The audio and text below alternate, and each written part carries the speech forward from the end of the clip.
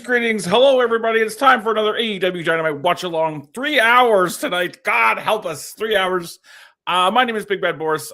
A couple of things that I want to do. Just some general housekeeping, of course. Oh, I got the proper graphic. I'll get that next break. But LPW number, what is this, 49? 48, I could read. LPW 48 is coming your way Friday, May 29th at the Rec Room in South Edmonton Common. Tickets available right now at Tixer.com. If you cannot be there live, we will be streaming live and free on YouTube, as we will be on Saturday, June 20th for the big show, LPW 49. Hey, bud, let's party at the Nate Gymnasium, featuring the Alberta return of Mr. Tyler Breeze and a bunch of other fabulous action. So stay tuned for that. Saturday night love, because I apparently hate myself. We're going to watch Backlash together. God help us. Join us whatever time Backlash comes on, because I don't know the card. I literally know nothing about it, but I'm like, why the heck not? Let's watch Backlash for Saturday Night Love. And then, of course, on Sunday afternoon, we'll be back with the Degrassi High Watch Along. And speaking of the Degrassi High Watch Along, look who it is. It's Mrs. Boris. Hi. Say hello to the world. I will be here for the Degrassi High Watch Along on Sunday. You will be here. I will be. So we'll be back in like a minute with the AEW 3-hour Dynamite Watch Along of Doom. And Dana White, if you're out there, go fuck yourself. Okay. How do I do this again? Oh yeah, it's this button right here.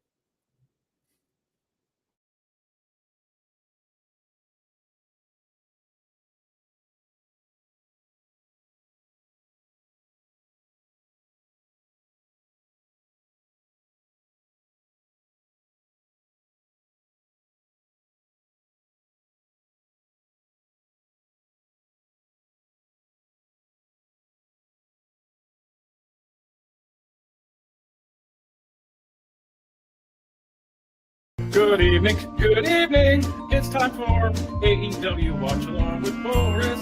Dun, dun, dun, dun, dun. If you need a feature, you just go Dynamite, Dynamite, jazz hands, it's Dynamite time with Boris.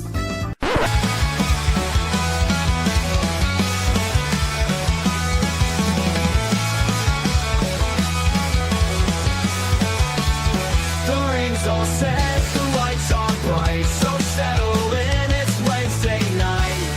With matches stacked, the action's prime. AEW's love is Dynamite time, and with Big Bad Boris, we're ready to roll. Let's kick off the night and rock and roll. Rock and roll. Rock and roll. Let's kick off the night and rock and roll.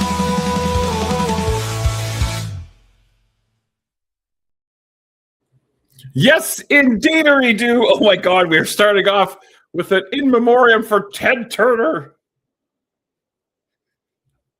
I don't understand how. I mean, other than I guess I do understand with the television networks and with Tony Schiavone that AEW became like a spiritual successor to WCW. I don't know exactly how that happened, but it happened.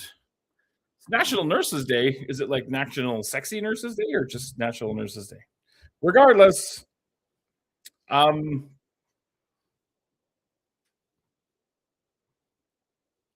professional wrestling found a home on TBS, and then later in the 90s on TNT.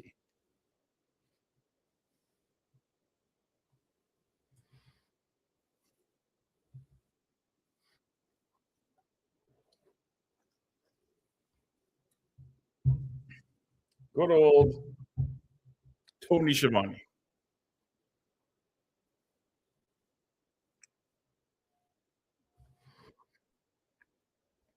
Oh my God.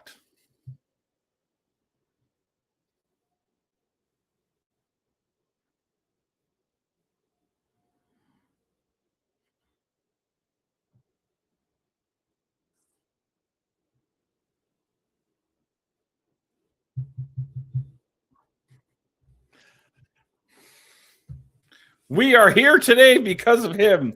Ted Turner and Ted Turner only.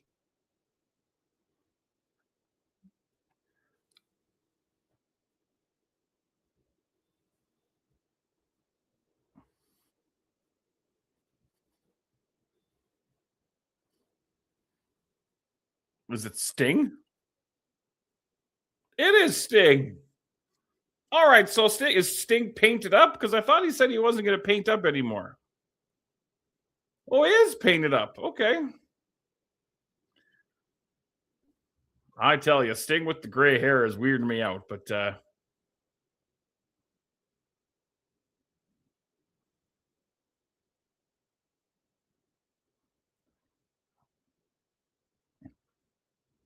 fans are happy to see Sting here and wherever it is we are, United States of America, for all elite wrestling.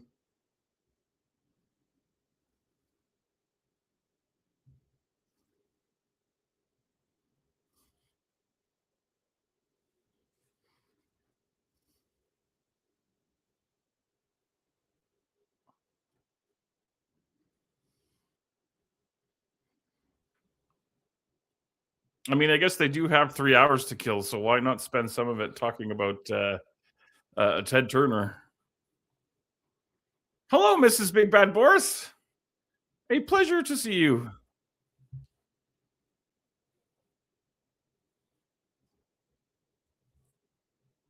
Can you imagine? I can't imagine.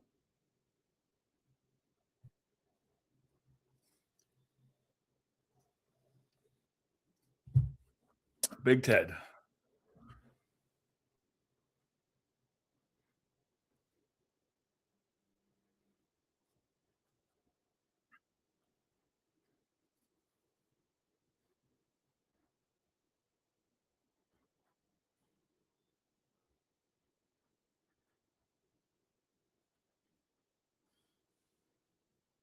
Boo, that's right. Boo, CNN.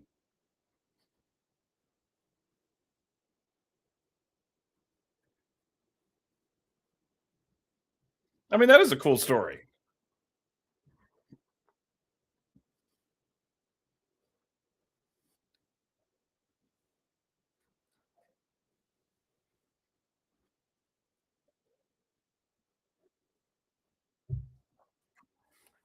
Well, I don't know about that, old Stinger. Let's settle down a little bit on that.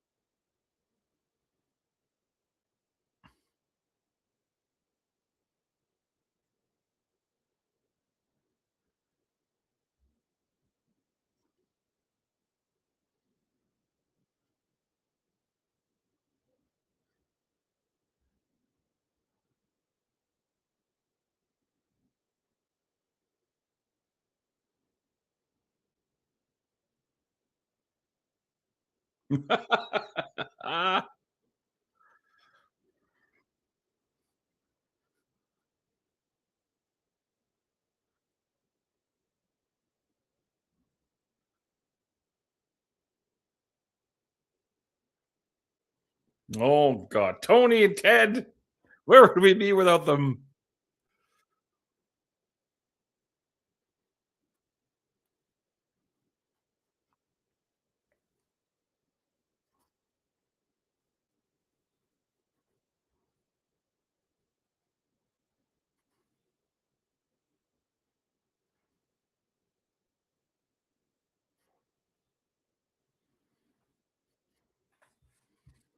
I mean, it's not our past though. Like, I get what they're doing here, but this is a little much. Do you think WWE will mention anything about Ted Turner on SmackDown on Friday?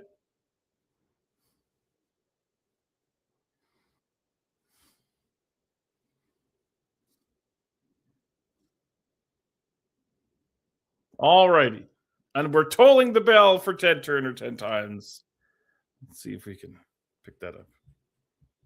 I don't know if you can hear that or not, but we're tolling the bell.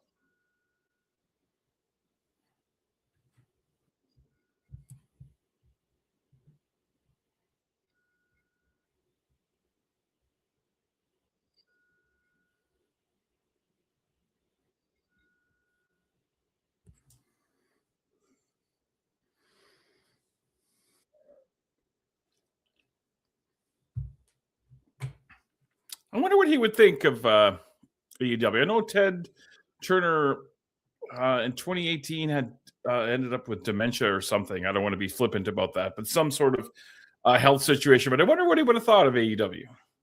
I wonder if he would have thought of it as a spiritual successor to WCW. I know that going against Vince or whatever that company is now was kind of what he was about. So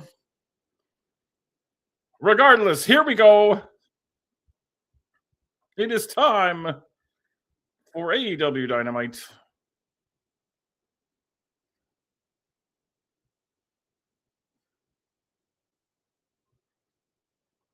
I don't really know much about what's going on the card tonight. I probably should have checked it out.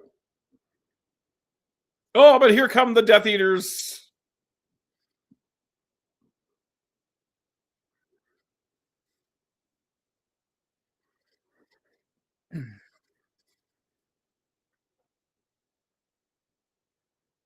An eliminator match for the AEW Continental Championship. I still believe that John Moxley is in his Triple H early to mid 2000s era of like long epic matches. So we'll see what this is all about. Who's he working? Do we know?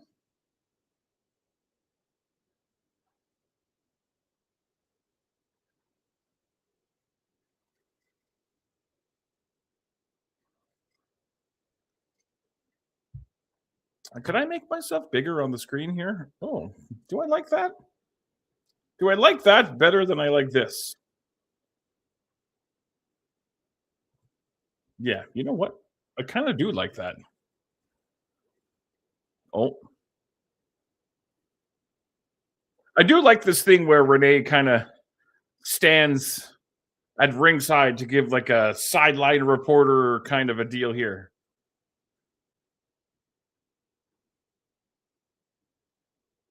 Oh, is it Juice Robinson?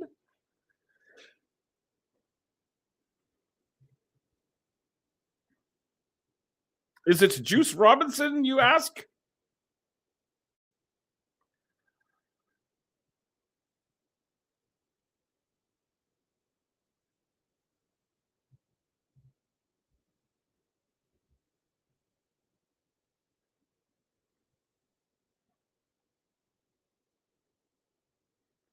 Indeed it is. Here comes old Juicy Juice Robinson. The juice is in the house. The house is in the juice.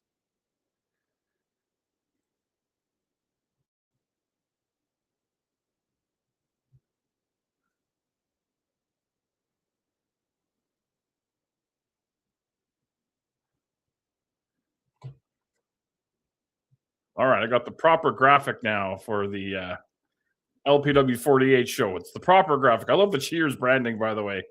Solid work, whoever came up with that.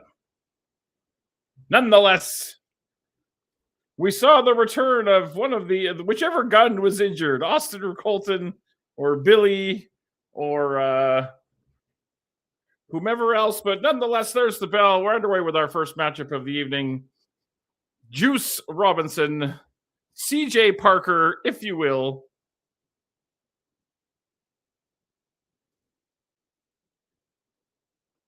and John Moxley.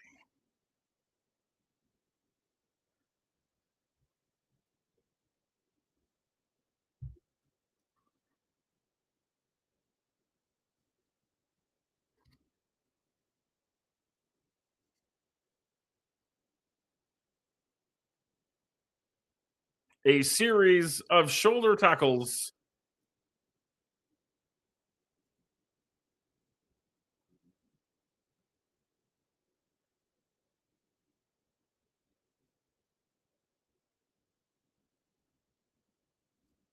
Oh, Dustin Rhodes is tweeting about Ted Turner now.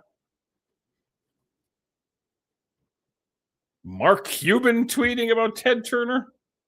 Everybody, where are you at, Ted? Eric Bischoff tweeting about Ted Turner. That one I can see. I bet they had a lot of interesting chats over the years.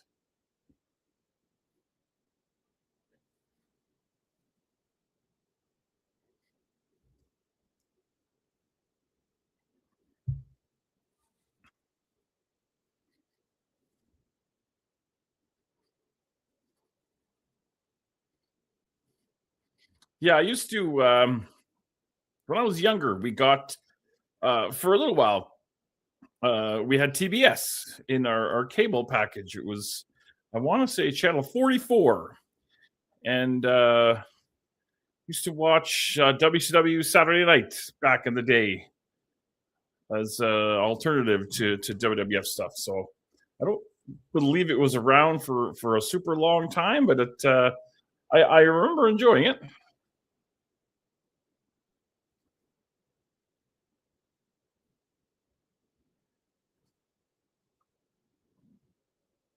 See those guys in the front row with those belts? Like that belt looks pretty new. And I don't know what they cost in the States, but when they were here, they had the titles for sale for $950. That is astounding. That's what a tank of gas costs these days now is $950. I kind of like this new bigger screen. I mean, I know if we do it like this, you get to see all that cool stuff in the background, but this you get more of me. And who doesn't want more of me? Small joint manipulation, which is also what I'm going to do to get through Backlash on Saturday.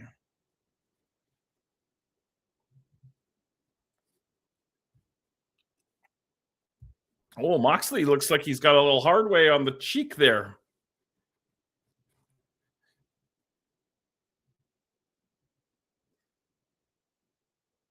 Well, are we going to get AR Fox and Speedball Mike Bailey tonight? That's cool.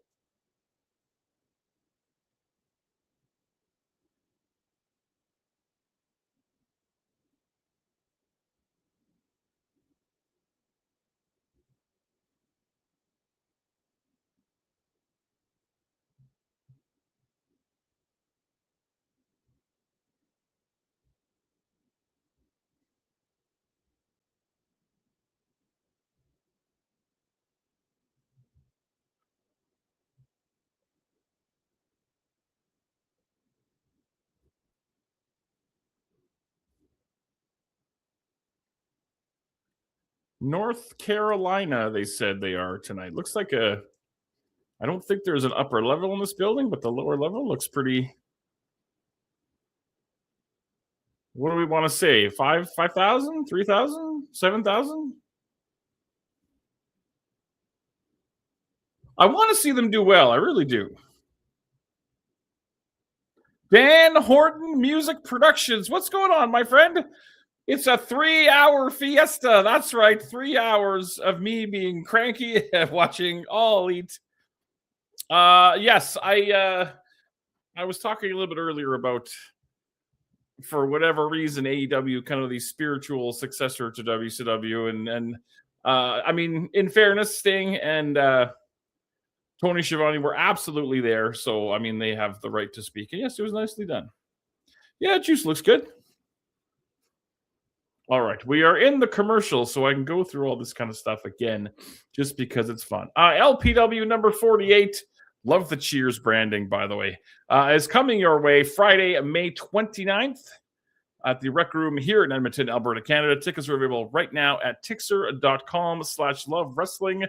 If you cannot be there in person, we will be streaming live and free on Love Wrestling CA on YouTube, where you may very well be watching this exact broadcast Saturday night on Saturday Night Love, because I think I might be a masochist and I might hate myself.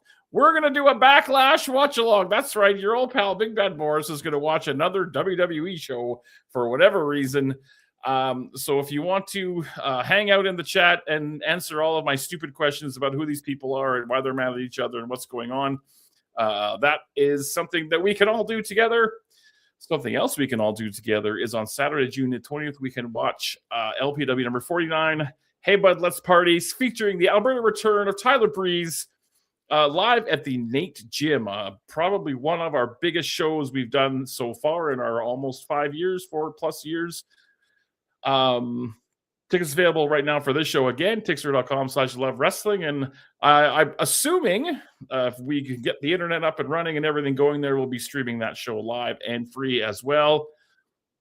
And then Sunday afternoon, myself and Mrs. Boris will be back on my personal Twitch, twitch.tv/thebbboris, where you also might be watching this broadcast right now, for the continuing Degrassi High watch along as we work our way through season 2. Probably one of the highlights of my week. One of the favorite parts of the week is those Degrassi High watch alongs. And then once we finish the original OG Degrassi, we are going to start Degrassi The Next Generation. So stay tuned for that. We're in commercial, but we'll be right back.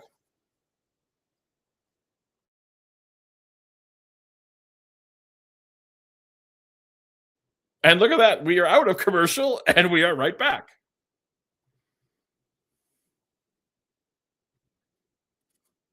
Thank you, sir. I appreciate that. We're in a Continental title eliminator match. John Moxley and Juice Robinson. Has anybody ever won an eliminator match? Well, that might be something that I will have to Google.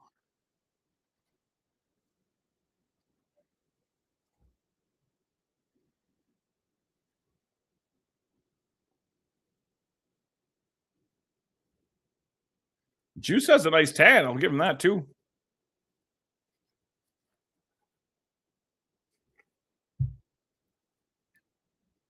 Oh, yeah. What's going on with Will Ospreay? He's been training with the Death Eaters.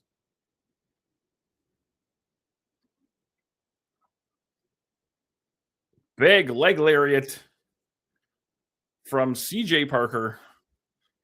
What was he? The Moon Man, the Moon Maiden, the Moon Mist, Moon Child? That's what it was, I think. It was not Moon Maiden. Moon Child. I did not see Ospreay in New Japan. I know he had a match with the United Empire for some reason.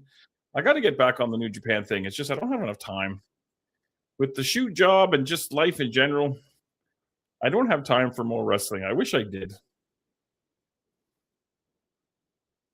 I need someone to pay me to watch wrestling. Just pay me what I make now. I don't need millions of dollars. Just pay me what I make now at the shoot job and let me stay home and watch wrestling. Deal?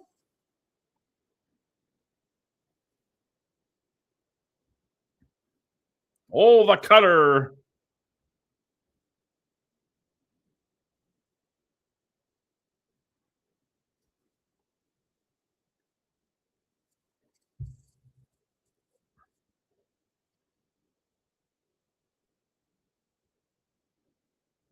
I saw a picture on social media the other day of the Sphere in Las Vegas, but it was a giant baseball, and it was awesome.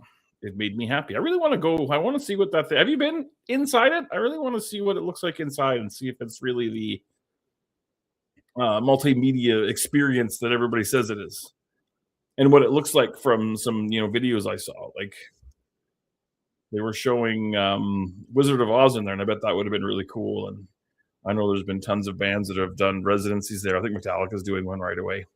Again, not my, not a super big Metallica fan, but I think it'd be fun to see that, just to see what they would do with the presentation, if you will.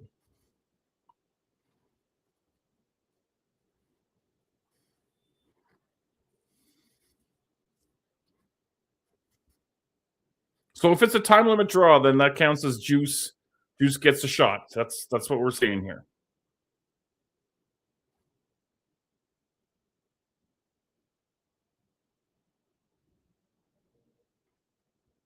I'm not a big Pink Floyd guy, but I get that because they've always had really, really great special stage effects and presentations. I think that'd be cool. Are they even together? Is that even a thing? I don't know much about Pink Floyd, so.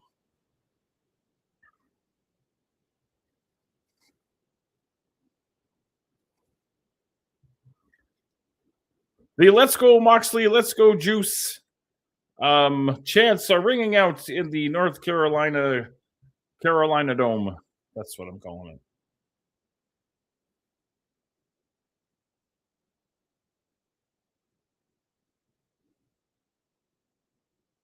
Old Nelson Slam.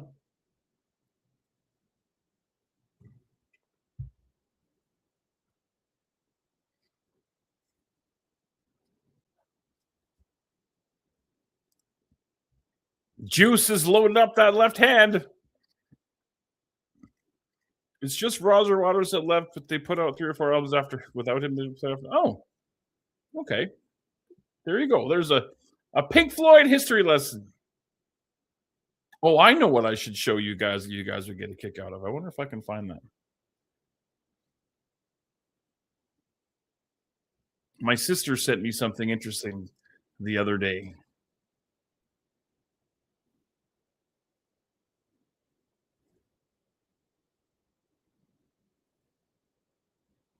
Moxley out at 2 by the skin of his teeth.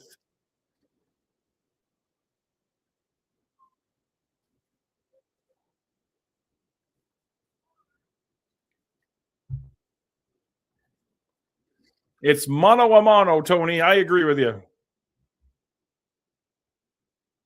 Oh, Taz is here. I just realized that.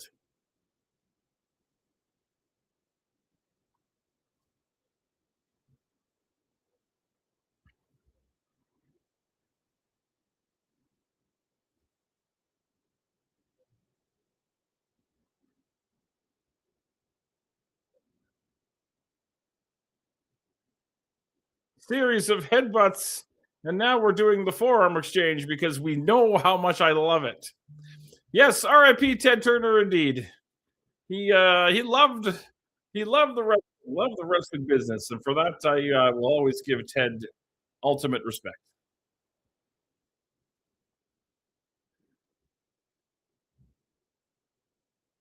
Plus, if we didn't have CNN, we wouldn't have the greatest interview in the history of all time, where James Brown was on substantial amounts of cocaine and went on Sonia Live back in the 1980s. If you've never seen it, search it in YouTube. James Brown, CNN. It is the greatest thing you've ever seen in your life. But yeah, Ted loved the wrestling. I'm sure there were times when he was the only guy in Time Warner that loved the wrestling. Pile driver, but Juice lives to kick out.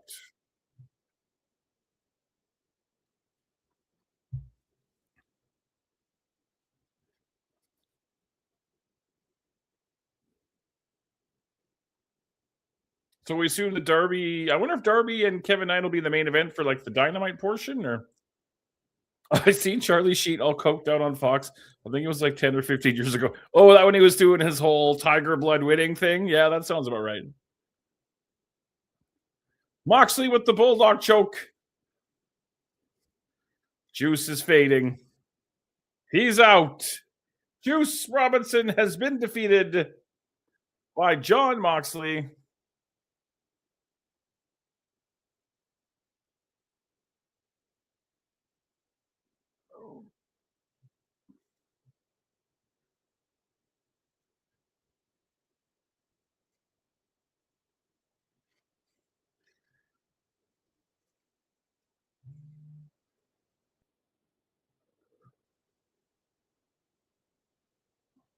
I'd also like to take a second here to give a hearty fuck you to Dana White. Fuck you. And also a much more, a 10-man tag. The Dogs and the Death Eaters against the Young Bucks and the Bang Bang Gang. And I would also like to give a less aggressive, more lighthearted you to the Toronto Maple Leafs for winning the NHL draft lottery. I call shenanigans on the whole thing, but yeah. Coming up next, Orange Cassidy and Dax Harwood. I saw an interesting stat today on the social medias that apparently Orange Cassidy is the same age that Hulk Hogan was when he turned heel and started the NWO. Do with that information what you will. We're in commercial. We're going to be right back after this.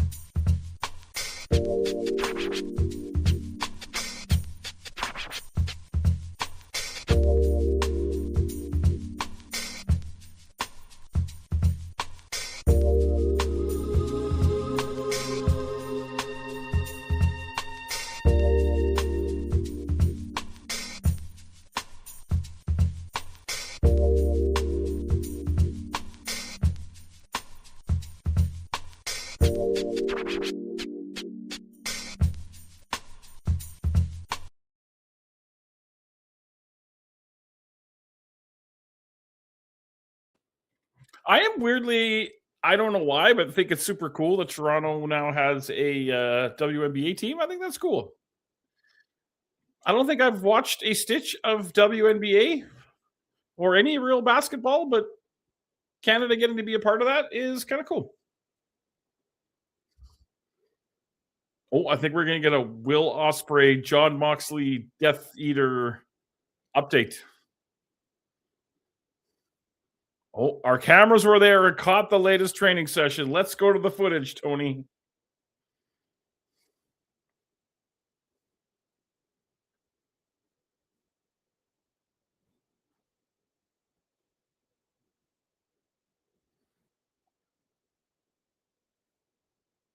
Why is he talking to the camera and not talking to Will Ospreay?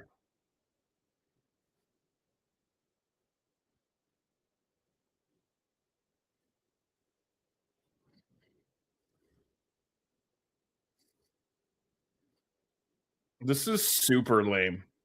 Like Marina Shafir kicking Moxley in the background of him, like it reminds me of like the Mendelbaums from Seinfeld. Mendelbaum, you gotta want it.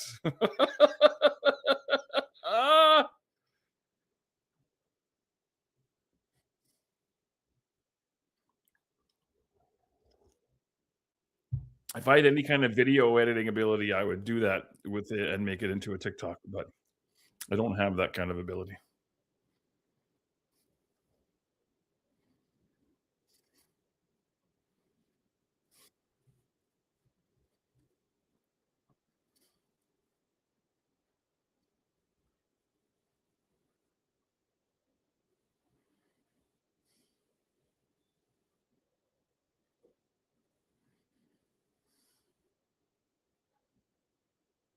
What the fuck are you talking about?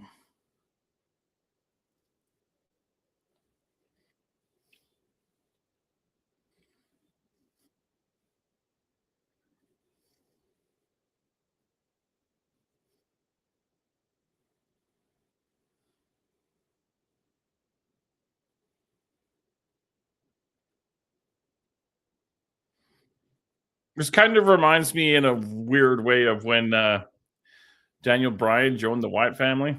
Not the same, but similar.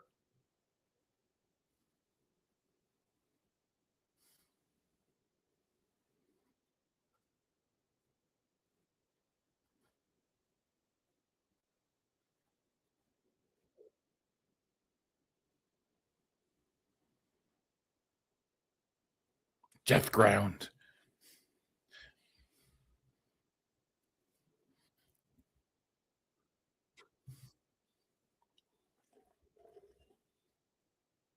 It's going to be hard here on Death Ground.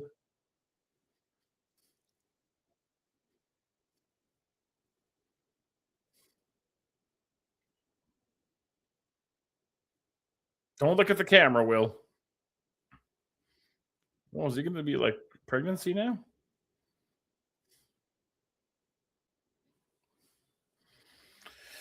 Okay, that was a thing, I guess. Alrighty, here comes. Now, I want to ask a question about FTR, and I've been meaning to ask this for a long time. I'm an old guy, so I remember old things. Is the average layman AEW wrestling fan aware that that FTR's AEW theme song is a homage to the song Midnight Express by Giorgio Moroder, which was used in the movie Midnight Express, but also was used by the tag team, the Midnight Express, back in the 1980s. Do people know that? Is that like common knowledge, or am I like breaking new ground here?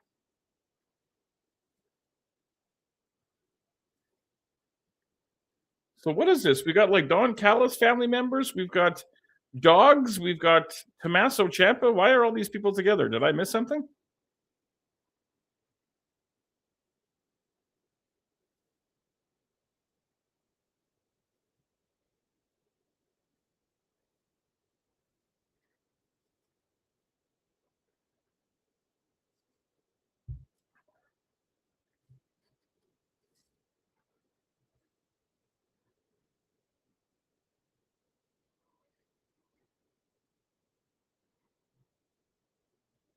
All righty, here comes freshly squeezed Orange Cassidy, flanked by Roderick Strong and Kyle O'Reilly of the conglomeration, the family who congloms together stays together, I guess.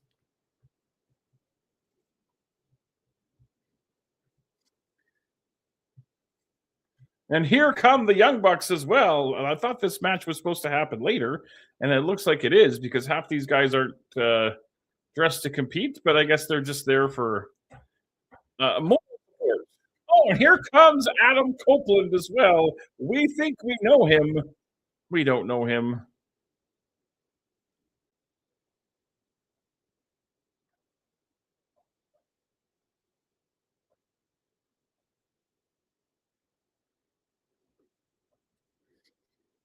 Oh, and here comes Christian as well. Oh, there's a lot of introductions for people who aren't in this match.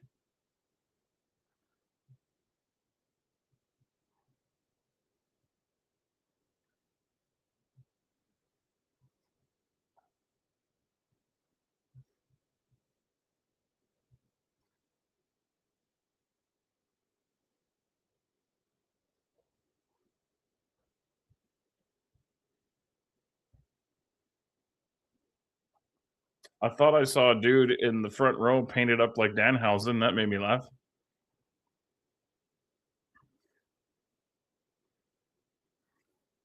You prefer OC's Jefferson Star? That's okay. Nothing wrong with that.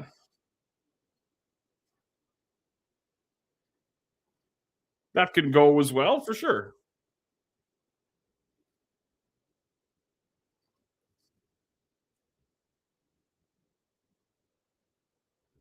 All right, there's the bell after all of the fanfare. And this one-on-one match with 87 people on the floor is underway.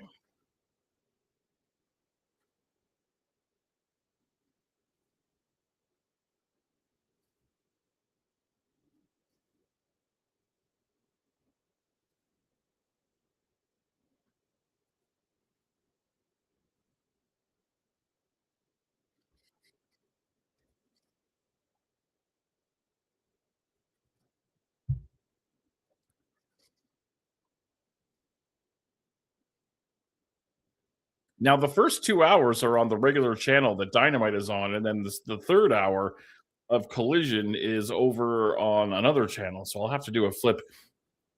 And apparently this Saturday, they're still doing a show on Saturday night from some golf thing that I'm hoping is on TV here in Canada. But I'd like to see exactly what this whole thing is all about.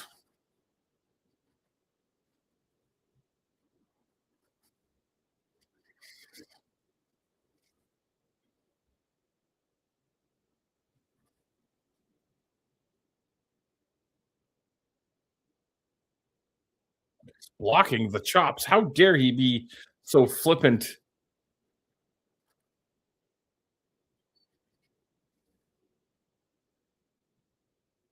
You can't put your hands on the referee like that. Come on now.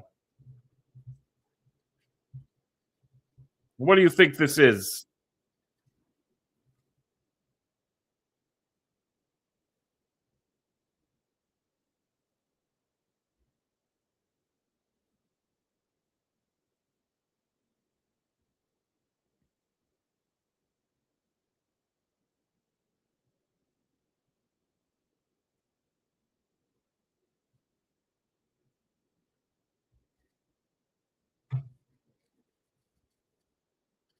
Now, this is all cheating. Come on, you guys. The fairway to hell. That's exactly what it is. I'm interested to see how that's all going to shake out. All right, we're going to commercial. Stick around. This singles match, 87 people out on the floor at ringside to interfere. We'll be back.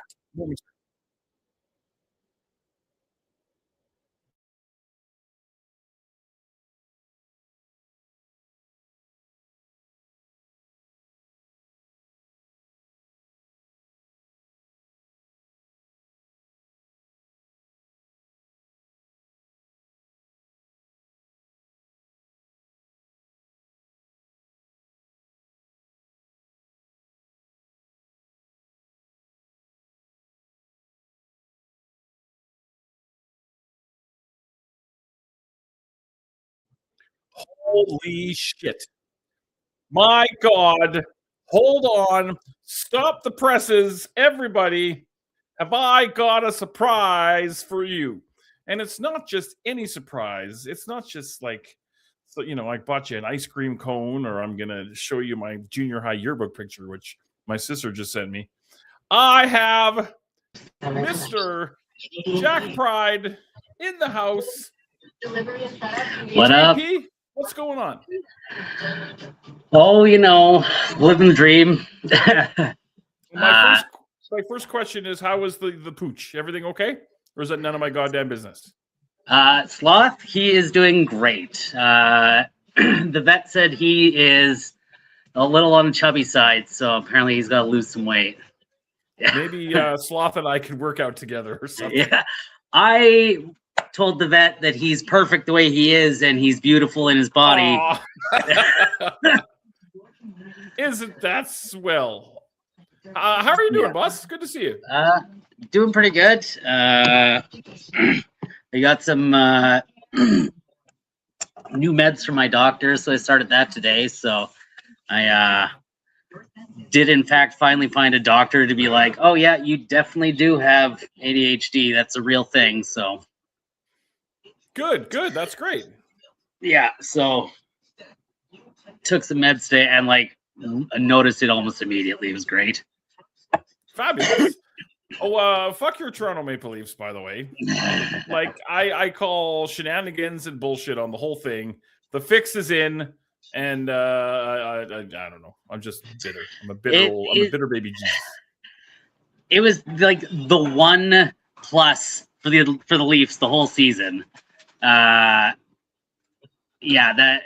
funny though.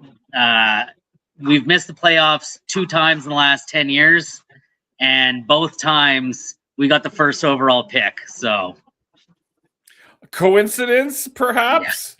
Because what did they go in with at 9%? Because I think they went in with 9%, which is the same percentage that the Flames had, and we all know how that all shook up.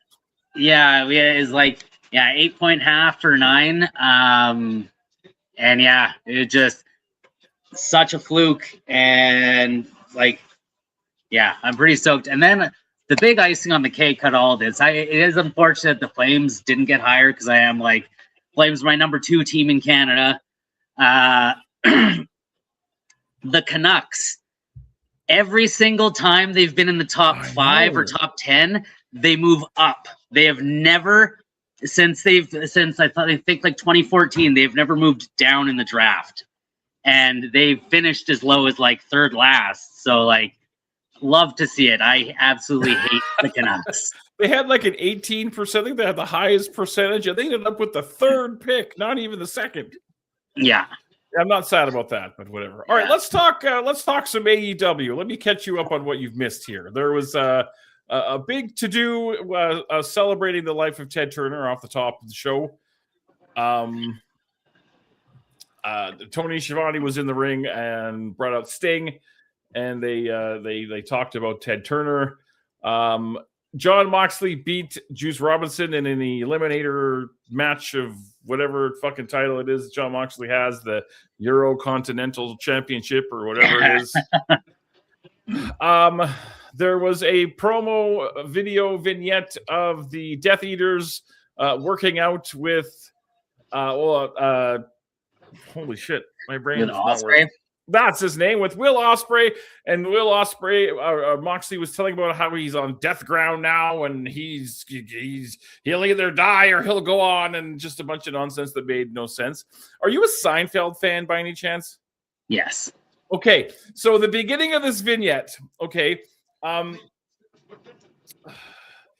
Yuta is kind of laying on Ospreay's back and doing back raises, you know what I mean? And in the background, Moxley standing with his hands above his head, and Marina Shafir is punching him in the stomach and kicking him in the stomach, and it kept making me think about Mr. Mendelbaum doing that to Jerry Seinfeld, and I was like, Mendelbaum. Yeah, and if I had good enough editing skills, I would actually edit that together, but I don't have those skills. And now we have a singles match between Dax Harwood and Orange Cassidy with 87 people at ringside who will all be involved in a 10-man tag later on. Yeah. Yeah, and then the winner of this either gets a trios title shot or a tag title shot, depending. Is that how that works? I didn't notice that, but I have no reason not to believe you. What have you been thinking of this Ospreay stuff since he's come back? The stuff he's doing with the Mox and the Death Riders.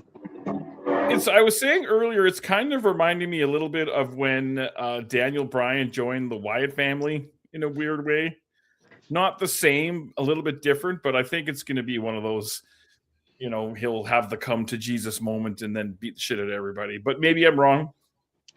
I don't hate it. It's fine. It's got potential. I'm excited to see where it goes. They could absolutely fumble it. Like, I think that they fumbled Daniel Bryan with the Wyatts. I think he came out of there too soon. Oh, yeah, way too soon. Yeah. He should have been on their team for a little bit and like almost drink the Kool-Aid and then come out of it. So I think this might have longer implications than just like, let's get Ospreay to All In. I think they could like turn into something with John after. So like they help the come to Jesus. I think it'll be like they help him get up the mountain. They'll somehow have been like the motivation they'll be like the truest form of the aerial assassin. And Mox will be like, yeah, we helped you do that. So when Ospreay wins the title and everyone's rah-rah for that, Mox will be looming in the background, time to pay me back kind of thing. And then that's how I think that's how we're going to get the payoff to whatever this is. Because they could ride this all the way to Wembley if they do it properly. Yeah, easily. Like, I think Wembley, August? July, August, yeah. Yeah. Yeah, like this absolutely could ride this through the summer. Like, I think you could have him be like not even like a full-fledged Death Rider, but just like, no, man, like say one of his buddies tries to be like, hey, you got to watch out for those guys. He'd be like, no, I totally get it, man. But like, they make a lot of sense. So like, I've got my eye on them, but like this works. And like kind of play it that way, get him to Wembley, and then have the blow off with Mox come after that. I have a sneeze coming, and I don't know whether it's coming or not. But yeah, no, I totally agree that they could ride this for. There's no sense. There's nothing but time, so there's no sense in not. There's no sense in pulling the trigger too early. What do you think of all the releases that we've seen over the past little while? Again, not a WWE viewer. I'm going to watch Backlash on stream on Saturday because I hate myself, and I'm probably going to hate it. But I don't know. I'm not an insider. I'm not in any of these rooms. But this whole 50% pay cut thing, it sounds on paper. It all sounds awful. Again, I'm not an executive. I don't know how any of the things like what was actually said. But like, yes, I know they're not doing house shows, but let's brag about record profits, and then go and ask a bunch of mid-card guys to take 50% pay cuts. It just doesn't make sense to me. And it's not even just like, yay, record profits across the board. It's also Nick Khan, Shapiro, and that one other guy all got like $20 to $40 million bonus increases. Yeah, that Ari Emanuel guy, also got like they all got huge. Bucks. So like even all those bonuses could have more than paid for everybody that they cut. And like, I don't know. Yeah. They say like, oh, they do it every year, so you got to get used to it. Like, I don't think that has to be a thing. Maybe if you have to go through a thing where you're releasing dozens of people every single year, don't just hire people so that other companies can't get it. Because like, you know that they did that with the guns. They didn't want them going to AEW. There's tons of spite. There's tons of, I call them spite signings. But yeah, absolutely agree, 100%. If you didn't, like, Aleister Black is a great example. Barely got used, and then when they're starting to, they're like, screw it. Released him. Like, yeah, like it just, it blows my mind that they... Why is it poor Rocky Romero that's got to be the one that gets his ass kicked all the time? It's always him taking it. It's just like, I just call it like capitalism wrestling now, and I've tried to watch it, and I've even seen some interviews read interviews with some of the workers, and they don't like the fact that they're doing less house shows because they think the product is going to suffer from it. And like Cody was saying, that's how you get your chops, and that's how you test things, and just like, see how people are going to react, and also your fans want to watch your wrestling, and I'm sure they'd pay the zillions and zillions of dollars. yes. Well, and even from a worker's tremendous. Even from a worker's perspective, like maybe change your program going into like a big pay-per-view or a big blow-off, so you make sure you get to the match. You're not wrestling all the time. But I like wrestling. I am the most happy with my wrestling when I'm always doing it. When everything came back out of COVID and like we had the best roster working at one point, and we were working 2, sometimes 3 times every single weekend. Oh man, I was on cloud 9. So I don't want to reduce my schedule, because now I'm not getting, and I understand it's different at that level. They're making millions of dollars and all the business things, but AEW proves that you can still work constantly. Like Omega was on TV all the time. Osprey's on TV whenever. We get Mox every single week. Like you get these guys, you can be a workhorse still. And there are guys that used to pride themselves on, and still do, on being a workhorse. And if you're getting like, WWE is just too much of, it's overproduced. It's a TV show now. And so they treat it like a TV show. Oh, we need the live audience to record 1 show for Raw, 1 show for SmackDown. That's it. They like the keeping yourself sharp aspect feels like it's fallen to the wayside. Yeah, you get a lot of these young kids who are coming through NXT and then going up to the main roster who've never done the house show loops, and they don't have that experience of working per se. Like, let's go out there tonight and we have 12 minutes. Here's our finish, nothing else, and let's just go and do it. And seeing what works and what the crowd responds to and what they don't respond to and that kind of thing. But we have to have more time for Hulk Hogan documentary commercials and other things like that. But what happened to the wrestling business we all loved? It's alive and well. I think because of how WWE with TKO is treating things, we're going to with the way they're treating things and just the general vibe that they give, you're going to see companies like AEW or MLP, all these other companies. Basically, terrible way to think that we're going to get back to more of a territory system, not like true you only work one territory, but just like the ability to make your buck touring. Yeah. And a guy like a Killer Cross and those kind of guys can go through and do that kind of thing. And I think Matt Cardona is a big one to thank for that. Even though he's back in the machine, like he proved beyond a shadow, like that you can make a good living if you can get yourself over. And so I think, like, I mean, even with WWE being the way that it is, and there are people that still want to, like, that's their goal, then that's fine. That's not for everybody, but if it's for you, then that's great. But then it lets all the people that want to just like work and work and work. And it's just a great time to be a wrestler.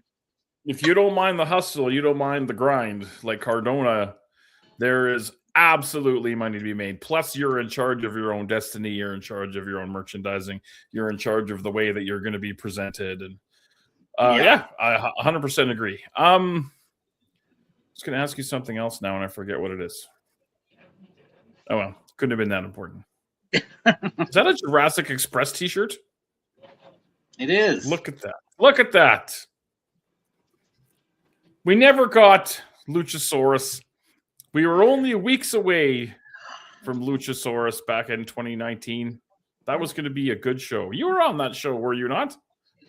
What were you going to do on? I don't remember now because it's been so long and my brain hurts. That show is important, right? Yeah, that show is forever. That's the one that got away for me. Yeah, it was so. My match on the show was going to be a ladder match for Thickness's Mayhem title. Jack very specifically, Jack's best friend, the Thickness. and I forget who else was in it. It was like 6 or 7 of us. Anyways, the finish was going to be Thickness making the climb. Jack there is cheering him on, like maybe I was going to have like cleared the ring, cleared the way for Thickness to climb all the way up. And then right when he's at the top, switch to Pride, grab him, powerbomb him off the ladder, Mayhem title, and then start into a program with the Thickness. Oh, you were going over in that match. Shit, and Reed had that title for a long time too. So him losing that title was a bit. Wow, oh yeah. And have you ever worked at Nate before? Nope. So are you a little bit? And I'm not trying to open a wound, but like, is this very bittersweet for you too? That we're going to be there, which I'm super excited about. But you'll be doing the thing that you're really enjoying doing, which is awesome. But I mean, I know you'd much rather be in the ring. Yeah. As soon as I saw it or saw the graphic the first time, I was just like, oh, this is 2 in a row. I've been this close. And it's just like, and it's going to be great helping out, like doing the producer stuff. I love the hell out of it. So don't get me wrong. This is fun.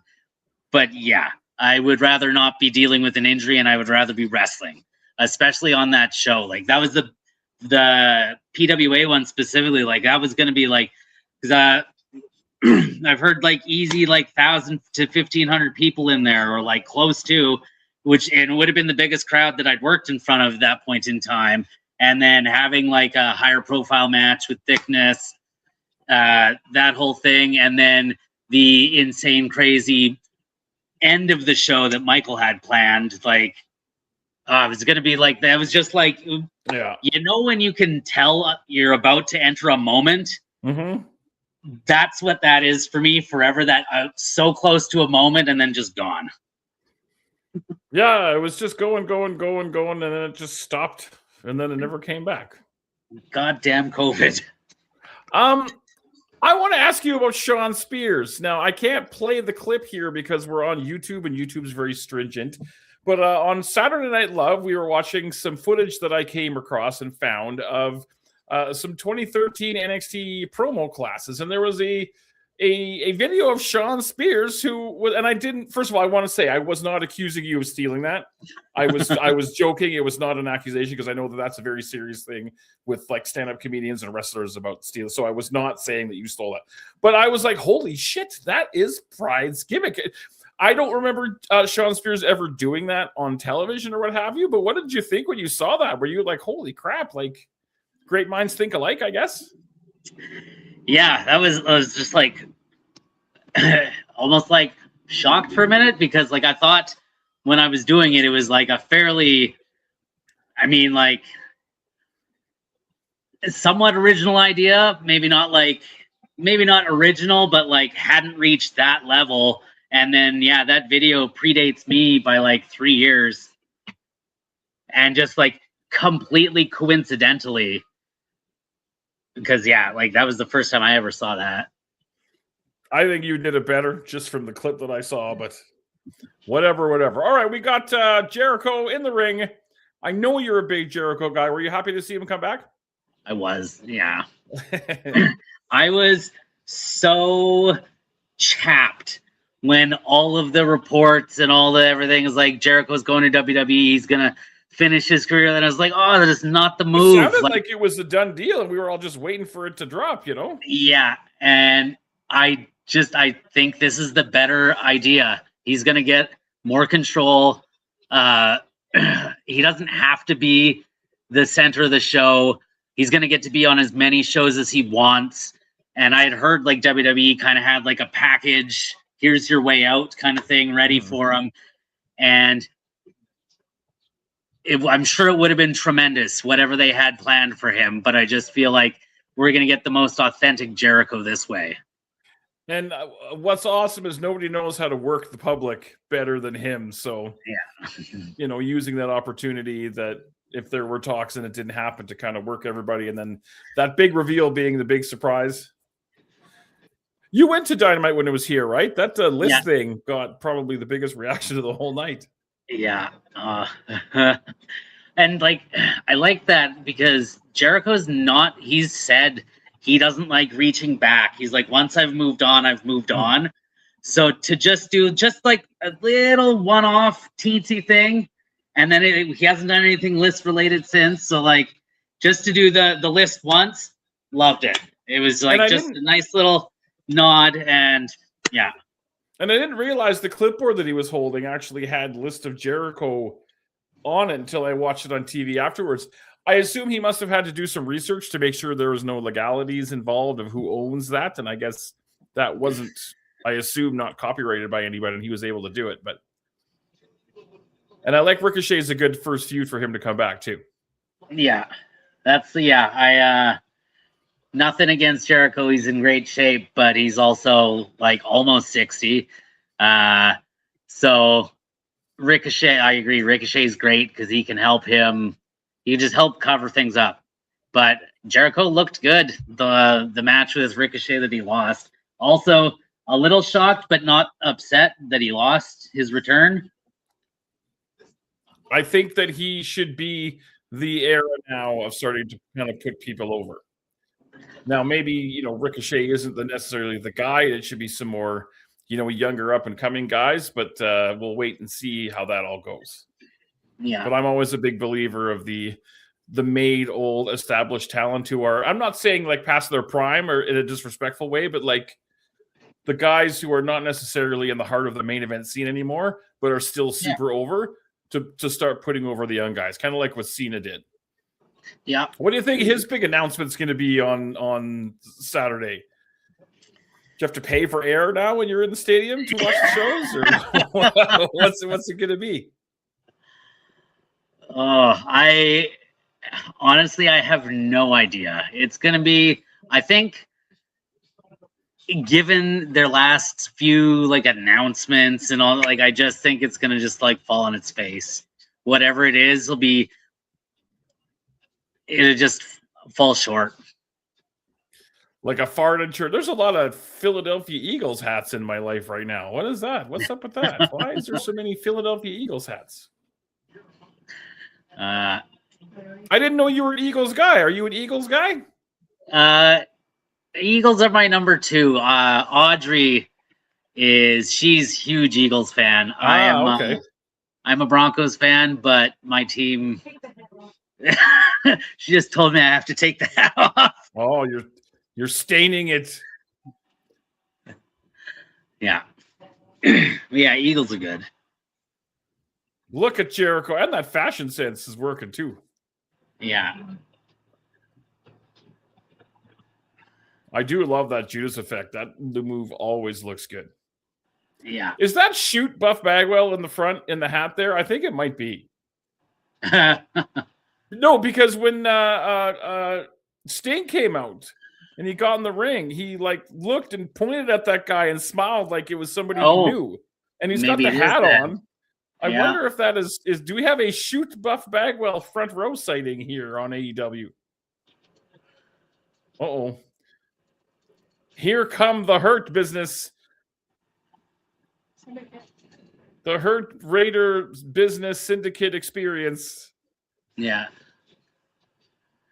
Yeah, if they ever have to go to TNA, they're the Hurt experience. I want to see in 90 days the Young Bucks versus FTR versus Cope and Cage versus the New Day.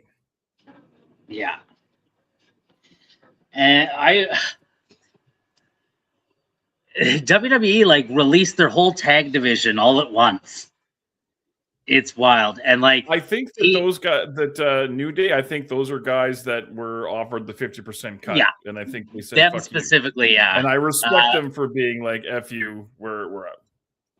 Yeah, I completely agree with that. Yeah, I hope that the New Day and that the Guns land in AEW out of all that. Mm-hmm. I am oh yeah, I'm a huge about the Guns. That's right. Yeah, I'm a huge Motor City Machine Guns guy. So, yeah. Oh, just to like, just they could work with literally anybody in that tag division, and it's going to be like, whoa! Why were you just tearing clothes off of people in promos now? what? I don't know how I feel about that.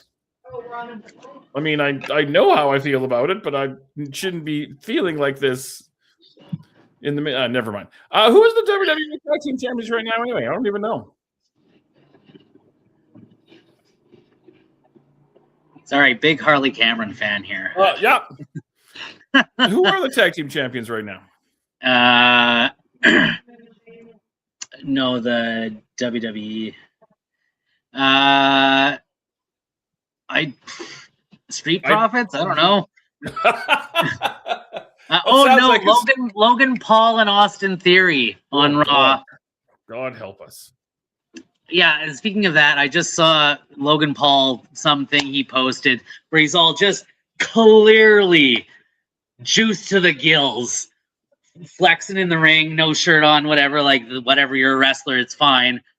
But then somebody asked like, oh, what his workout was, and he's like 100 push-ups, 100 sit-ups, and a prime protein drink, and it's fuck. You lying sack of crap. Yeah.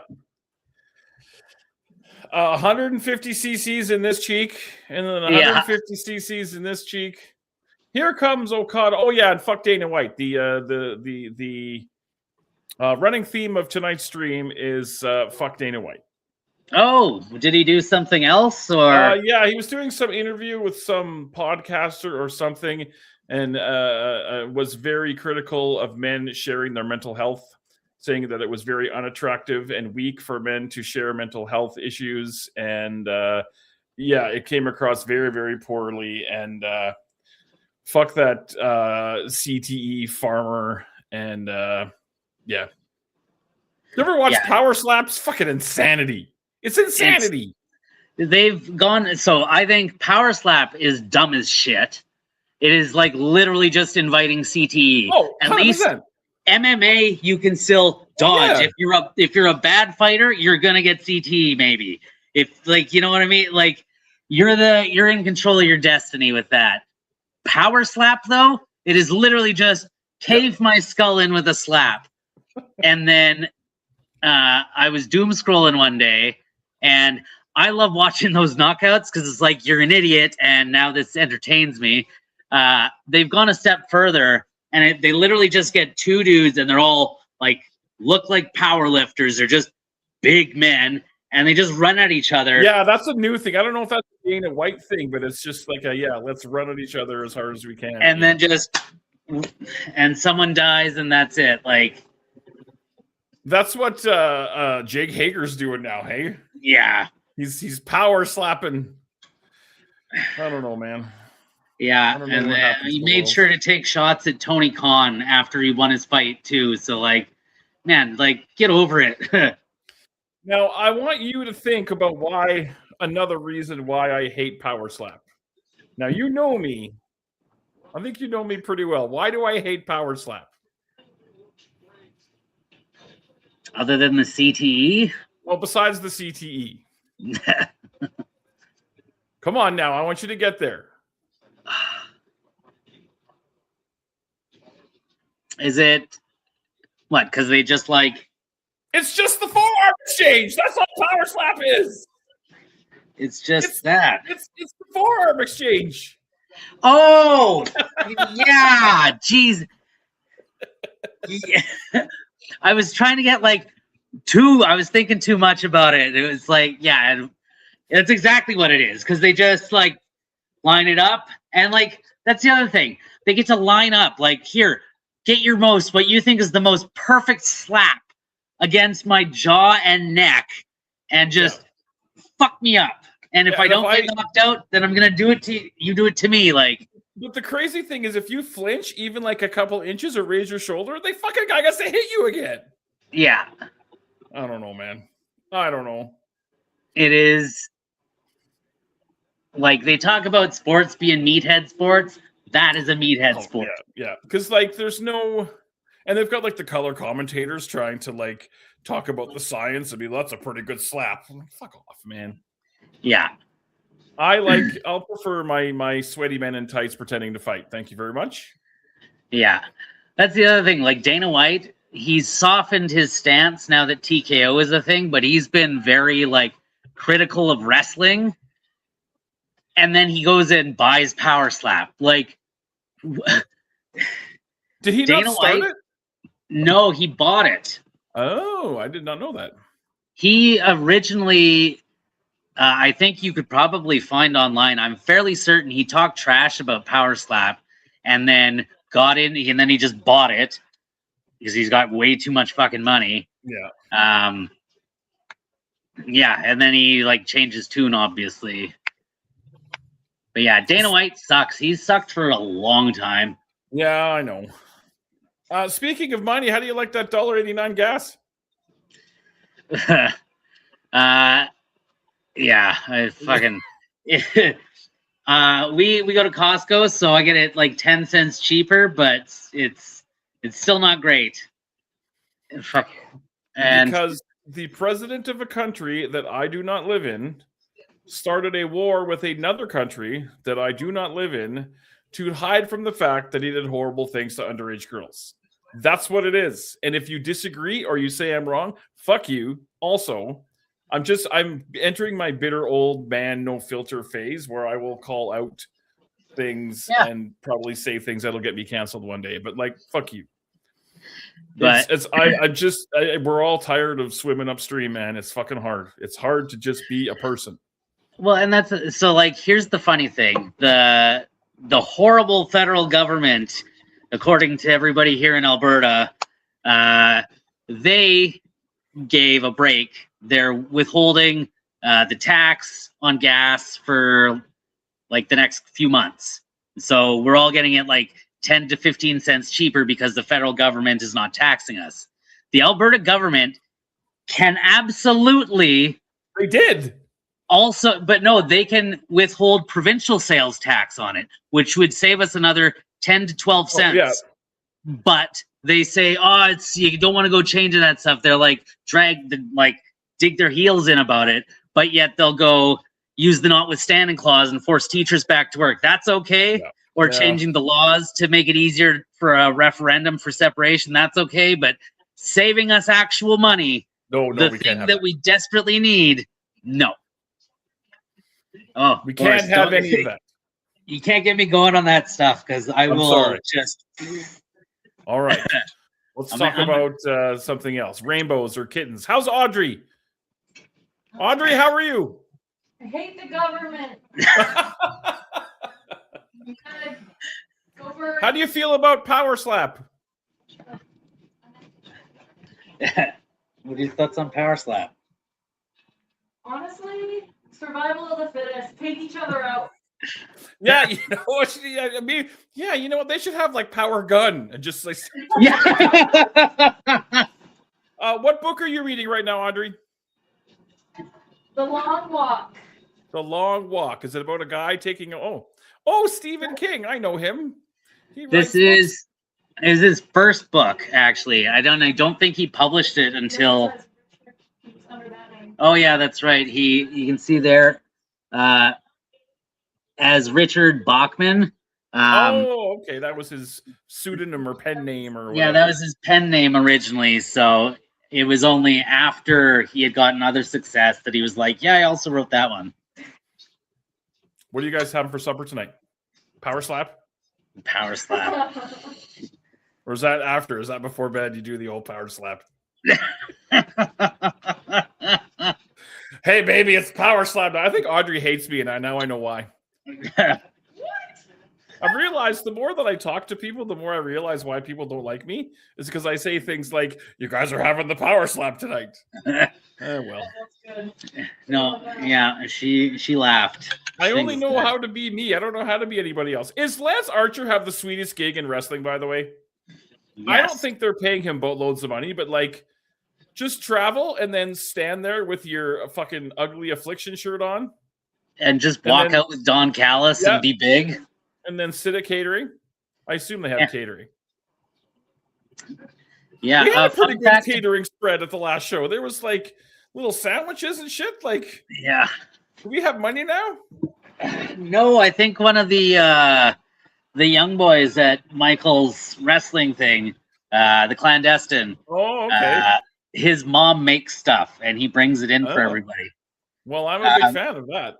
Yeah, so like all those baked goods and everything that we've been getting for the last since last year, she does all that stuff. Well, I got to start being nicer to the moms, which Yeah, sounds weird. Did you get last time what they have? It was those little like chocolate cheesecake muffins.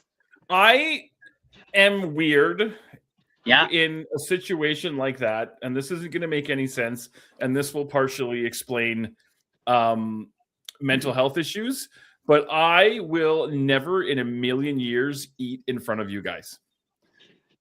Because you guys are all finely tuned athletes, and I'm pushing 300 pounds and I hate myself. I would be so embarrassed to pick up one of those chocolate things and eat it in front of you guys. You will never see it. wild. If I did, I will grab it and I'll go off into a corner, but I would eat it with you guys. And I know that that's stupid, and I know you guys don't care, but just for me, it'd be a shameful thing for me to eat a chocolate thing in front of MRB or Mars or Reed or Bayrat or Chic. And I know it's stupid, but that's just the thing. Interesting. Yeah, to each their own, man. I'm not happy about it because I'm sure they're delicious. Start bringing Boris treats into the dark shadows. Oh, I heard my name. Audrey says she'll bring you treats into the dark shadows when no one's watching at shows. That sounds like she's flirting with me. Hey, Melissa, Audrey's going to bring me treats in the dark shadows. What's that? Oh, she says she supports that. She said she supports it. Fabulous. She's a fabulous. We both did well. We both are definitely we're hitting above our weight class in terms of quality ladies. I agree. We have Okada, who is about to. Oh, never mind. He's not about to Rainmaker. I like this Brian Keith kid. I liked him a lot on the Indies. I'd like to see them do more with him, but I also understand that not everybody can have winning streaks and stuff. You have to have guys like that on your roster that that take pins. But I mean, he's getting to travel around and he's getting paid and he's on TV, and I'm sure he's pretty happy. He's working with Okada on live TV right now. Yeah, He's gonna be pretty happy. And honestly, he's been with them a while now, and I haven't heard anything bad about him. No, and he always looks pretty good in the ring. So I gotta think one day he'll get his. He should have played Ice Cube in that Straight Outta Compton movie. I know that Ice Cube's son played Ice Cube, so I understand that. But I think he looks exactly like Ice Cube, and I don't know if that's racist. He does. It's not meant to be. No. Two people can look alike. That's fine. Yeah, you look like a Greek god.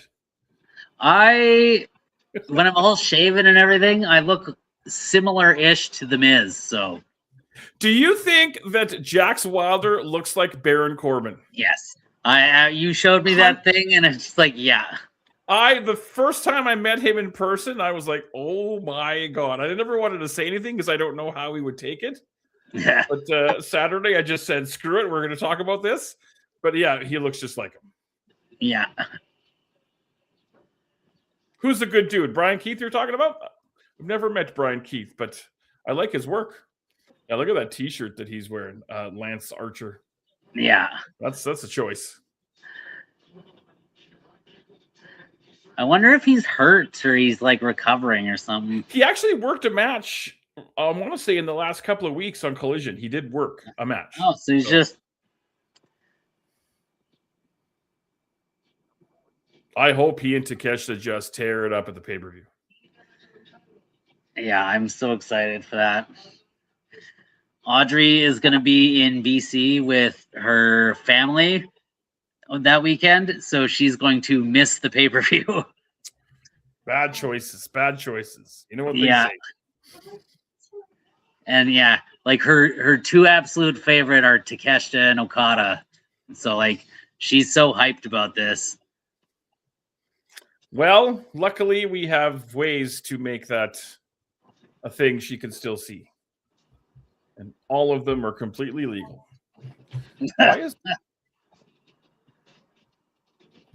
Yeah, I'm very excited for that. I think Takeshi's going to win it. I hope so. Do you think that Andrade, with this new weird look he's got with that hat and the sunglasses, he looks like a 1940s cab driver?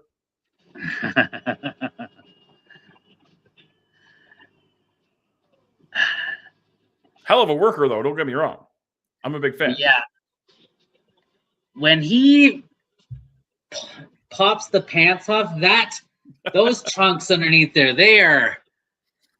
Whew. One wrong move, and we're getting to see a lot more of Andrade. Yeah, there's certain movements there. Like, I don't need to see the slow motion replays on Andrade. Yeah, of his matches when. I guess Andrade's really happy about how things are going tonight. And he actually did an interview recently where he was talking about his marriage with Charlotte and how like people have been unfair to Charlotte in promos, etc. And he basically took all put all the onus on himself, and that the marriage failed because it was his fault. And I thought that was kind of very mature of him. Yeah, classy move. I don't like the way Kevin Knight talks about himself in the third person, by the way. It weirds me out. But he's one of the guys they're giving the ball to, and he's definitely running with it. Yeah. Yeah, he's talented. I'm not the biggest fan of his. I just like the character, not my favorite. His in-ring's unreal. It's a little too white meat baby-facey. Yeah, it's just not a lot there. of substance in there. Yeah, exactly. I get you. You get me. We get each other. Yeah.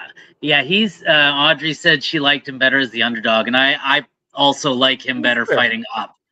Sometimes, the chase sometimes is always better for a lot of baby faces than the actual title win and title reign.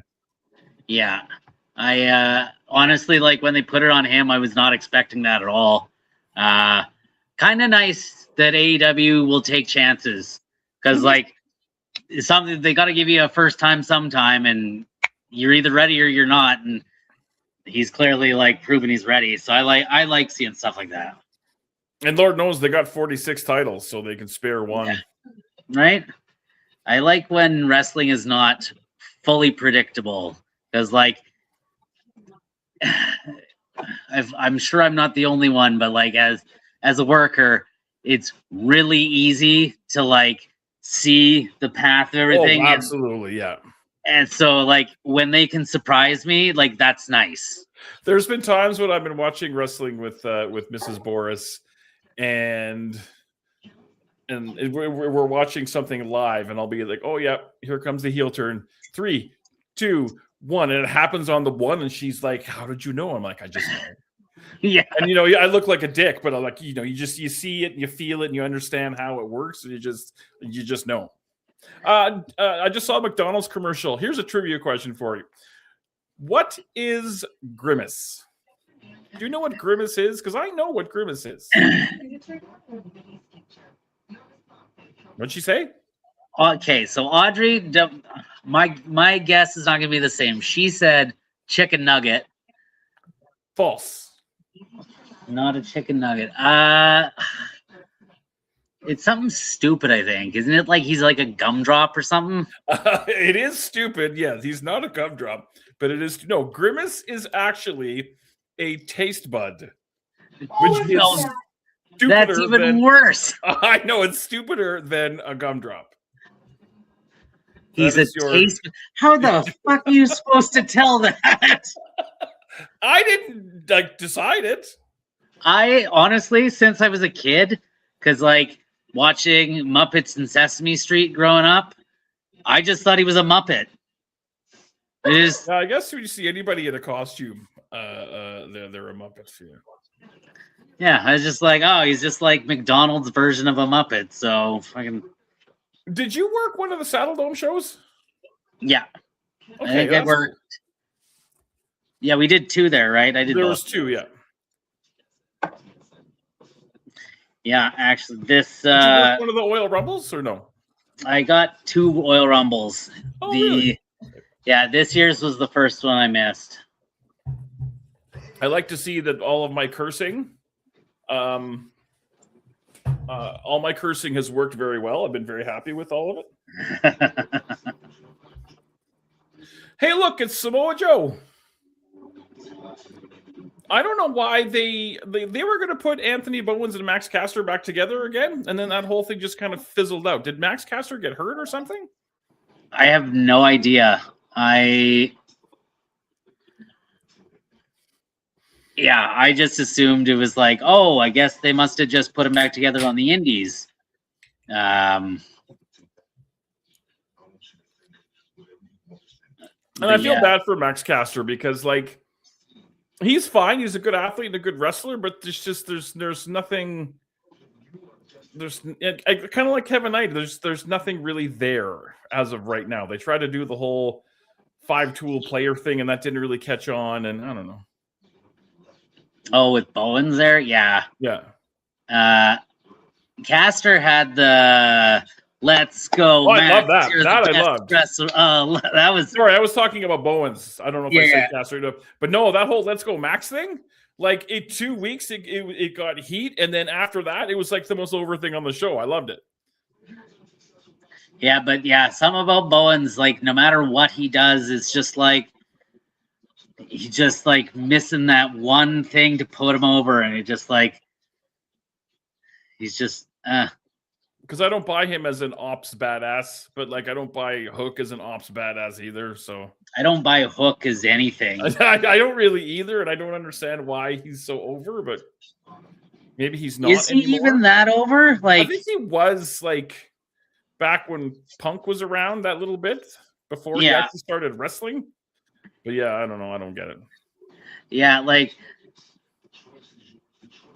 And then he was saying, like, he's the best second-generation wrestler alive, and like, who the fuck said that? Hook.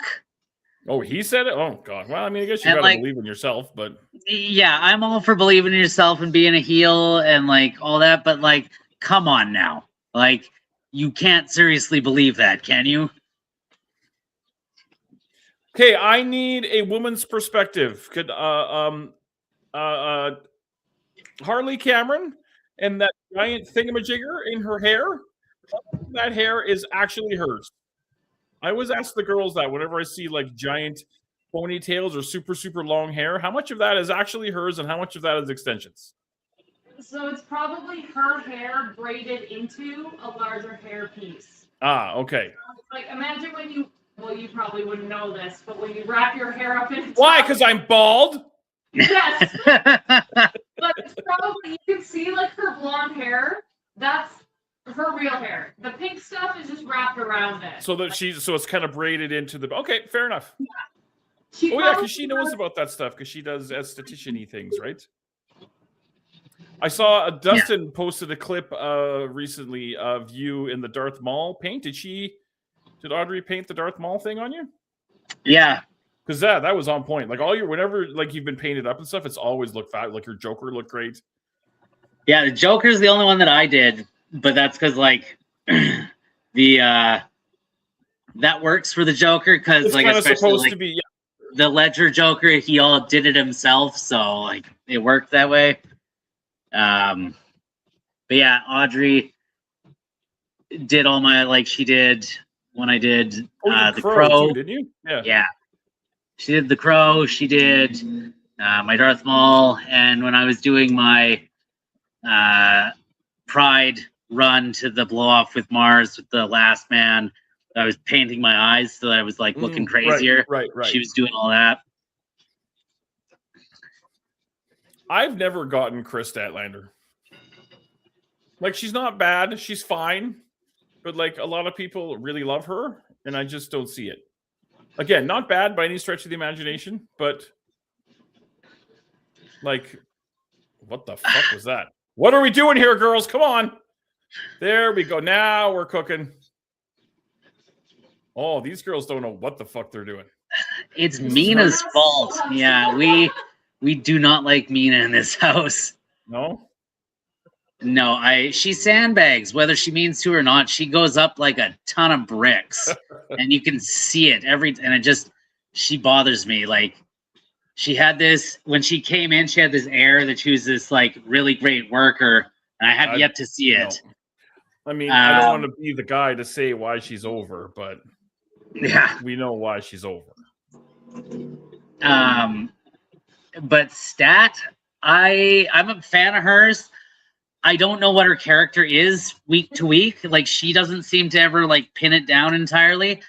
But I like her in the ring. I like her as a heel. I like her as a babyface. Like, I wish she had a better character. Isn't she supposed to be like a space alien or some shit? She Or was that- was, Okay, and that's then been she was abandoned? like coming in dressed as like Dune with the like wrap around her head and like some of Okay. her gear, and like but then like she won the title, and then she lost the title, and then now she's tagging with what's Your her name? favorite Like, wrestler, Mina Shirakawa. Yeah. no, who's Stat tagged with? Oh, Hikaru Shida. Yeah, I can never remember her name. But like, yeah, she went from women's title run straight into a team with her. It's just like, what? Why? Harley Cameron's great though. She's so talented. I saw Yeah. some clips on social media of her like playing. I guess she has a band or something. I saw some clips on Instagram of her playing with her band. Super Yeah. talented. The ventriloquist thing that she does, fabulous. Like, she's kind of a dork, but like in a way that we can all identify with being a dork. You know, like just a little bit Yeah. outside of the. You know, here's the box, and I'm just a little bit outside of the box, but I'm okay with it. Yeah. That's a good way to explain that. I'm smart as hell. I'm gonna get hair extensions. How long does my hair have to be to get extensions put in? Can we do it with this? Maybe a wig? Oh, a wig. I don't know about that. Maybe we could extend something into your beard. You can. I don't know if I'm ready to make that kind of fashion choice quite yet. Have just like the couple long braids coming down. I think I have to have a motorcycle to do that. I think that's Or legally. you could be a Viking. You just tell everyone, Viking. Hey, what's your deal? Viking. Yeah, but then people will ask me like about Valhalla and stuff, and I'll have to like fake my way through it. And then just channel your inner Vince Austin and pop off a Viking Lord promo. I'll just be. It was a very cold winter in Minnesota. Get it? Minnesota Vikings. Get it? Yeah. Comedy. That's right. I do comedy. Yeah, Grimace. It's another McDonald's commercial. Grimace is a taste bud. I know it's stupid. Do you know why pickleball is called pickleball? I don't even know what pickleball is. You don't know? Oh, yeah, you're not old. You're still like young and athletic. You're not old. Pickleball is like tennis for old people, where it's like a plastic ball with holes in it and like a wooden racket, and it moves really, really slowly. So old people like me can play it. But do you know why it's called pickleball? I found this out. I had to do research. I have no idea. The people that invented it used to play it all the time, and they had a dog named Pickle. And they would always have extra balls because whenever they would play, Pickle would come and steal the ball. So they'd be like, okay, Yeah. that's Pickle's ball. And then it became pickleball. That's What does this have to do with professional wrestling? Nothing, but we're in fucking commercials, so you're getting a pickleball lesson, okay? Leave me alone. You and your number one pick. Bullshit. good. We're going to get a new arena soon. I'm excited about that. I want to get down to the Saddle Dome at least one more time before.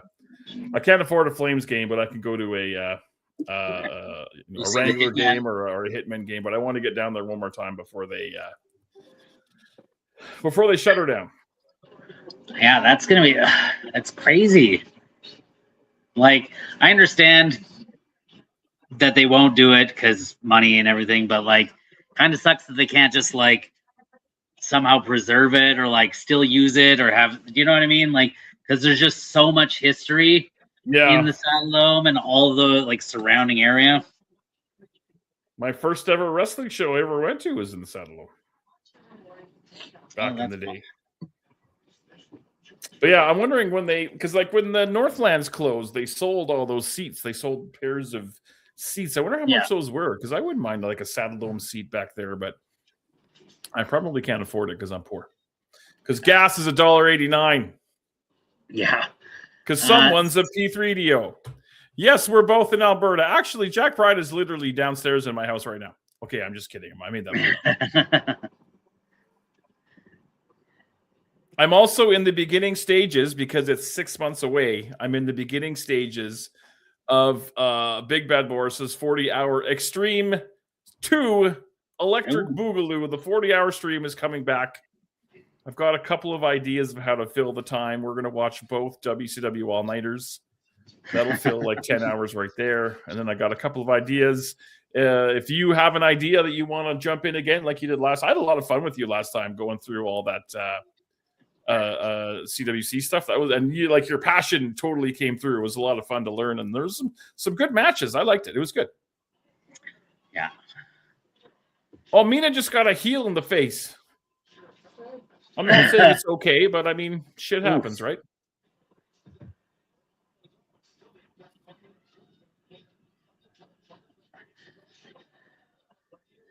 How do we feel about RCW running Nate? We shouldn't talk about this publicly, should we? It bothers me. I don't know why. And I have nothing against RCW. They're fine. They do their thing. You know what? Here's my deal.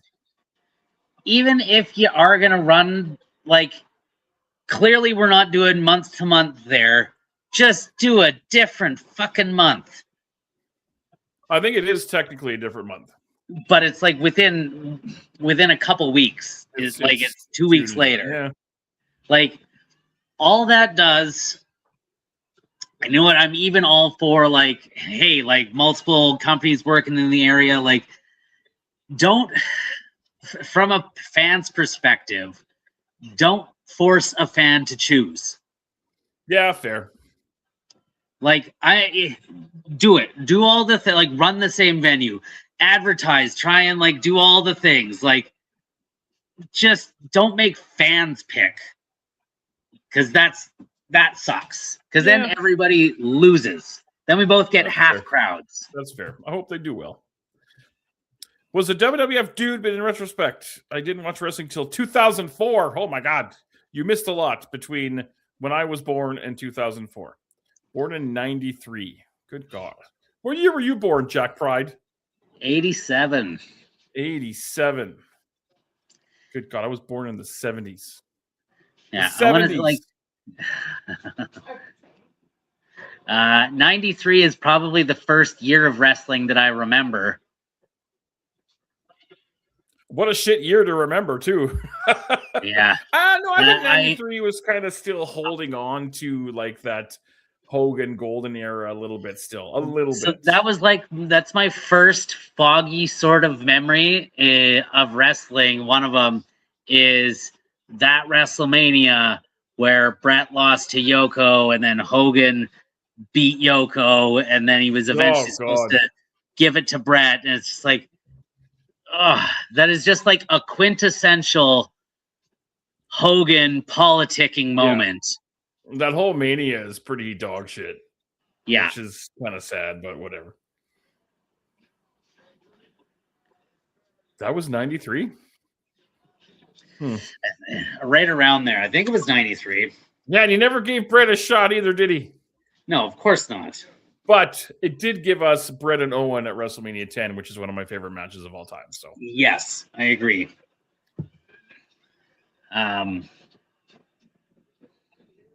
92. It's all a blur. I can't remember what I had for breakfast this morning. What did you have for breakfast this morning? I had a turkey sandwich that was left over from sandwiches last night that we had for supper. And like a liter of water. I drink a lot of water. How much water do you drink in a day? If I'm at work, not as much as I would like to, but when I'm at home, I have it's kind of funny. Yes, on the way to every show, we stop for Mrs. Boris and I. We stop for energy drinks, and I get a 1 liter bottle of water, so that because my throat gets dry, blah blah blah blah. And then Yeah. that bottle will sit on my end table when like my spot on the couch where my fat ass has made a crevice, and I will just fill that bottle all day. And then that bottle gets retired at the end of the month when the next show comes, and I stop and get a new bottle. But yeah, when I'm home like on a Saturday, I'll just keep refilling that bottle, and I'll probably drink like 3, 4, 5 liters of water, which is good. Damn. Chris Statlander and Hikaru Shida have defeated whoever it was they were wrestling. Your favorite wrestler, Yeah. Tits McGee, and then the other one, also Tits McGee. I shouldn't say that. That's rude. I'm being rude. Oh, it's Prince Nana. Yeah, Swerve's kind of faded into the background a little bit over the past couple of months, hey? Yeah, I wonder. It must have been like.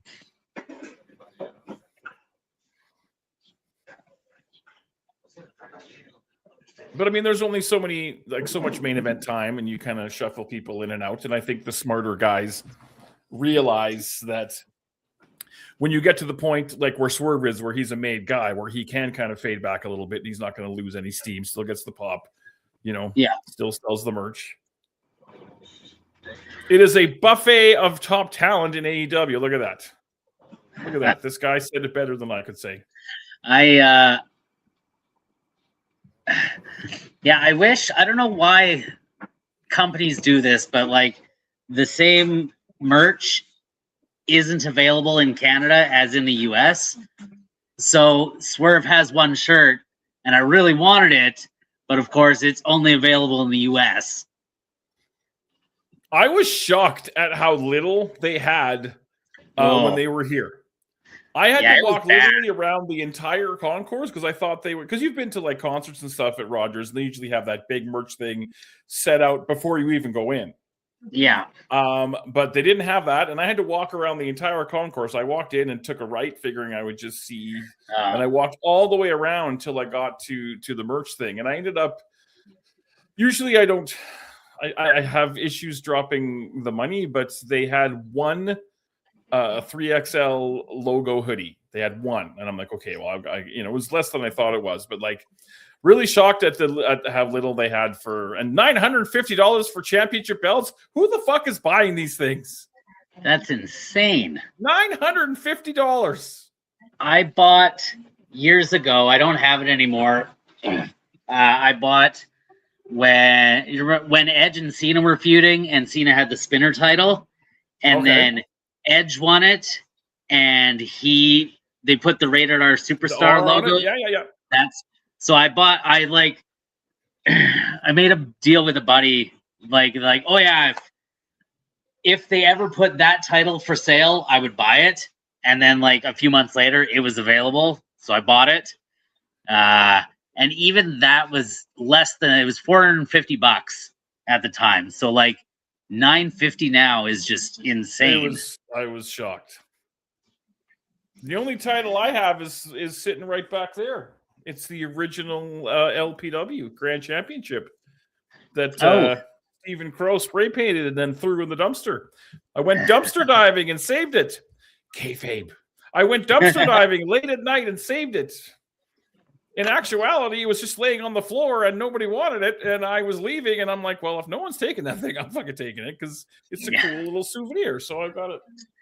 Yeah, don't you have a bunch of that stuff? Just like little random souvenirs from different events and things? I have, actually, you'll enjoy this. I think I've shown this before, but bear with me. Where is it? This is the back of the 7 chair. Signed by a bunch of you guys. I thought it was a cool souvenir when it broke, so I just grabbed it. I think these kind of things, I like having just little pieces of history that I'm even indirectly involved in. No, that's tremendous.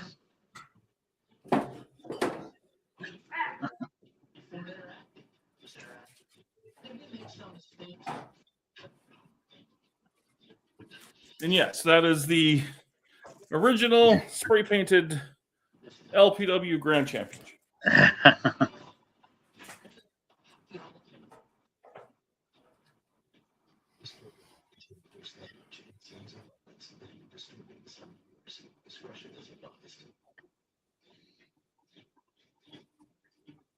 Sorry, Jamie Madrox fell over, so I had to pick him up. Oh, it's Brodito. Where's Brody? Oh, there he is. I see his arm. Man, they should have turned him heel. Missed opportunity in my estimation. I agree. It's tough. But mind you, they've kind of slowed down like the whole all the fuck ice chants. There was no way they were going to turn him then. Fair. And also Andrade. But like,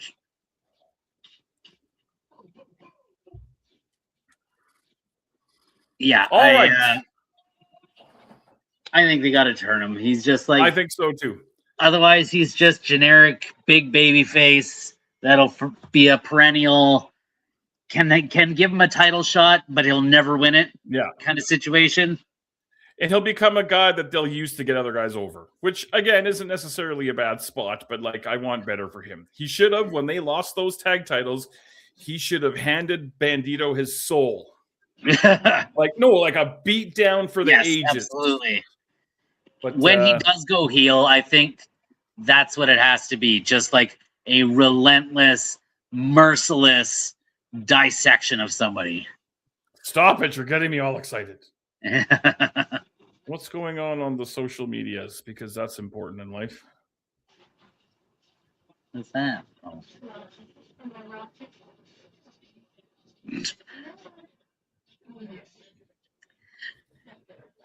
Okay, so we were just singing praises of Kevin Knight here. What do you think about giving him a shot against Darby, though? I kind of like what they're doing with Darby in terms of him doing the whole I'm going to defend this title until my body gives out kind of thing. And I don't know. I don't really necessarily have an issue with it. Like, it's one of those things where we all know what's going to happen. We all know that Darby's going to win. So we can just enjoy the ride, and the ride being the match. That's fair. I don't know if they really know exactly what to do with the Darby Allin title run, and I still hate the way that they did it. I don't have an issue with Darby having the title whatsoever, but that like 2-minute squash low blow thing to MJF, that is not how Darby Allin should win the world title. Not I agree. all. Yeah. He should have lost 3/4 of his blood and crawled on stumps to beat MJF. Because that's the way Darby Allin wins the title. And also, I'm fucking sick and tired of hearing about Mount Everest. Okay, we got it. You climbed the mountain. Can we move on? I didn't mind how they did it, but I don't think the timing was there for it, because it was just like all the little, like, him beating him with the headlock takeover and just like catching Max, not giving him the time of day. And the promo was great. But, and this was Audrey's point too, she hated that he went over that way, especially because of the match that MJF just had with Kenny. And even though they did like the little story beat of like MJF wasn't prepared to wrestle, but they made him at the end of the show anyway, like they did little things to make it make enough sense. But I think if MJF would have had just a standard, let's say, like a title defense like this, you know MJF's going to win. You're just along for the ride. Tell us the story.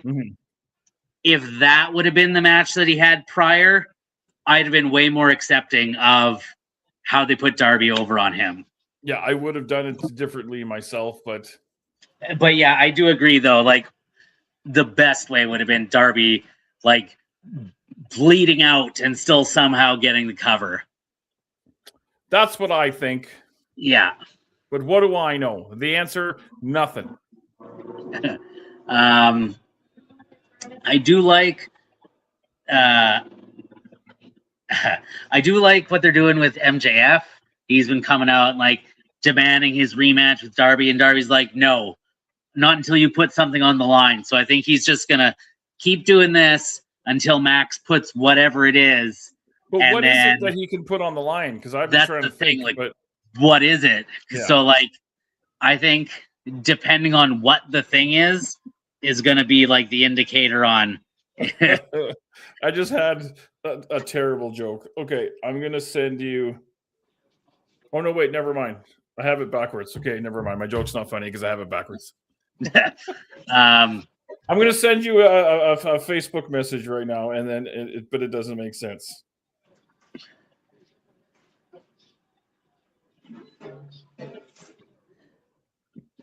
Please don't read this out loud.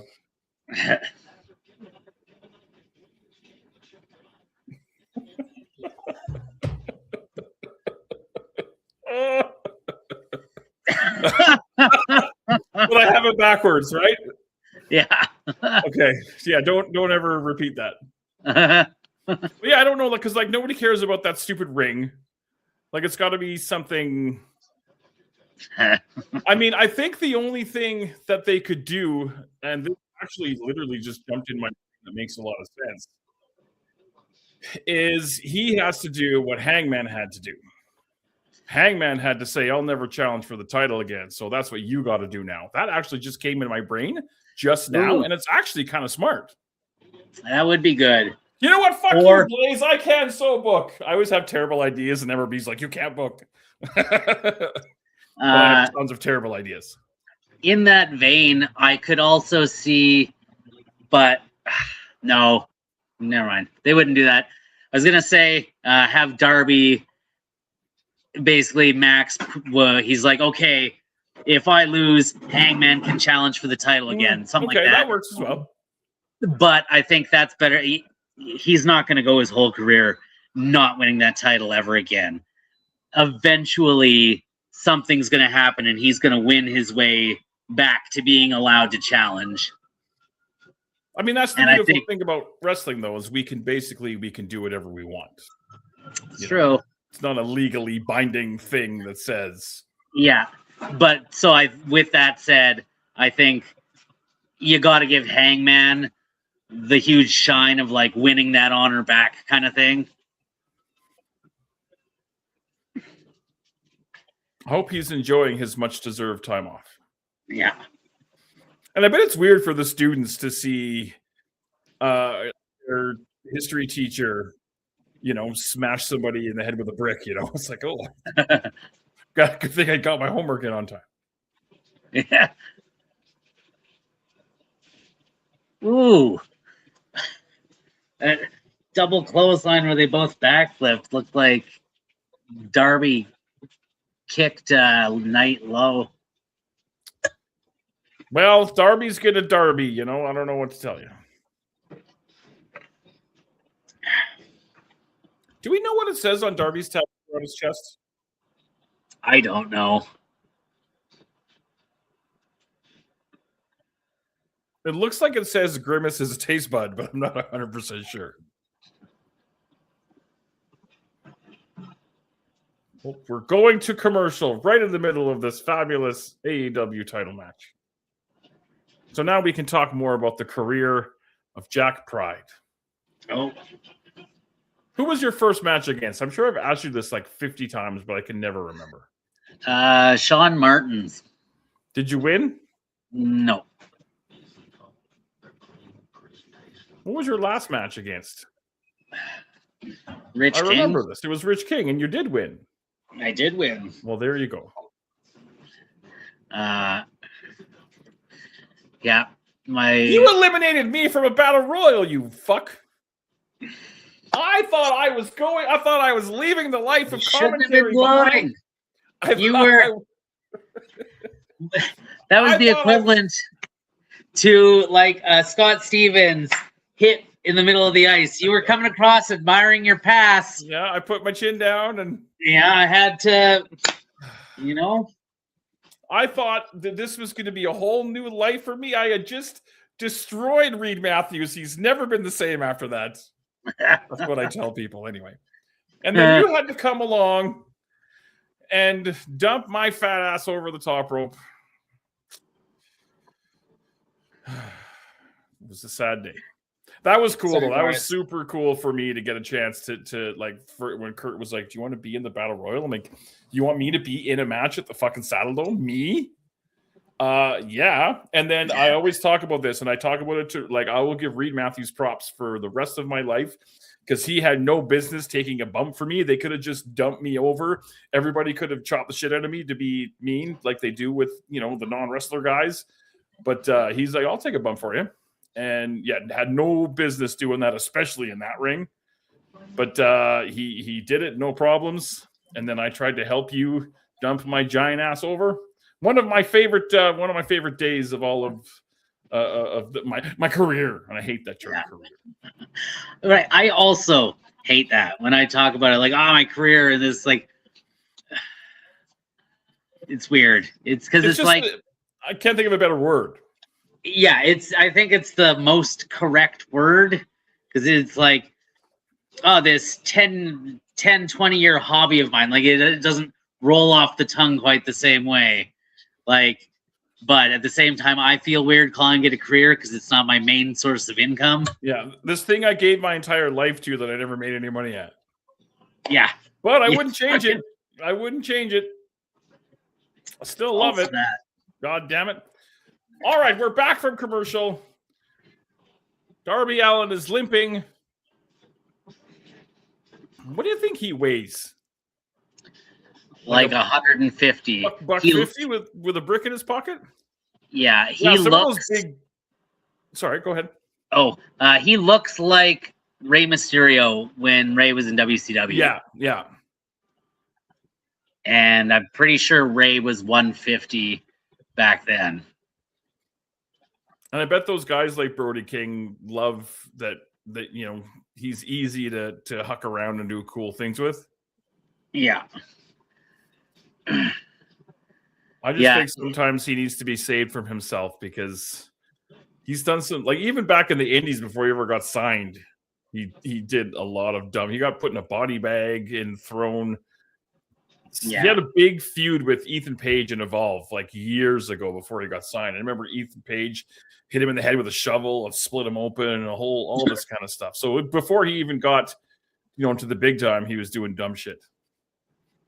But he's never, like, he's I don't know if he's made of rubber or what the deal is. He like Wolverine, or because Wolverine had like healing powers. Some people are just built different. Yeah. Yeah. You should hear the noises I make when I get out of bed. It's like, for real. I'm built different too. Yeah. Hey. Oh, Darby, why are you doing that?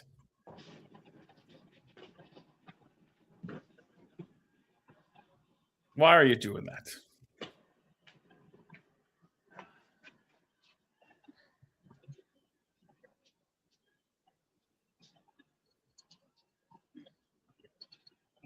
Charleston. So, there's a cat. Hello, what's the cat's name? This is Sloth. Oh, Sloth is a cat? Yeah. I thought Sloth was a dog. I apologize. He's as big as a dog, but no. Hey, we love him just the way he is. Yeah. I feel bad because I hate cats because I'm allergic, but that's just how life goes.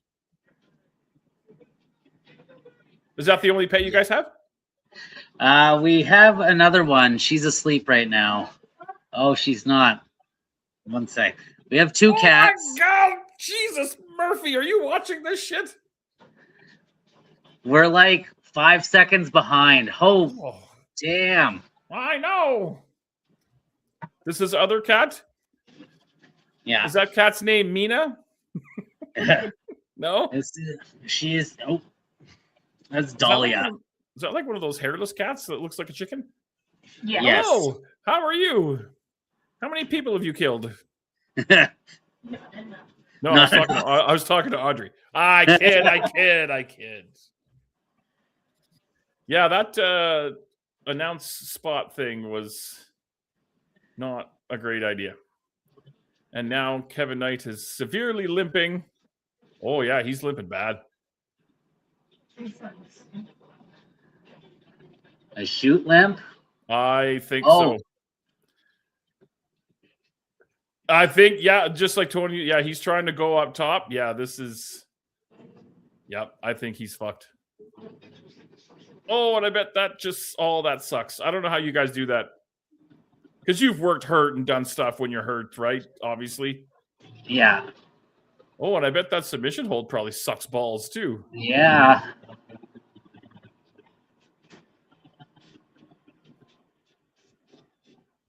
Oof. Yeah, what did he do? Did he like when he came for that clothesline? Did he smash his knee on the? Yeah, I'd have to see a replay because.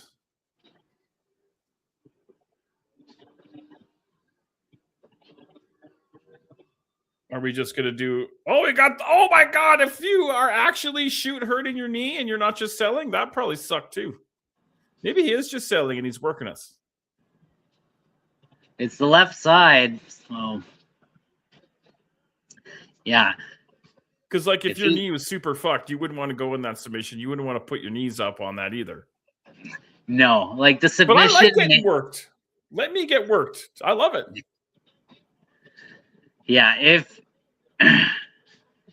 if you can work well enough to like make workers like do pretty good. Yeah, I have no problem getting God on stuff like that.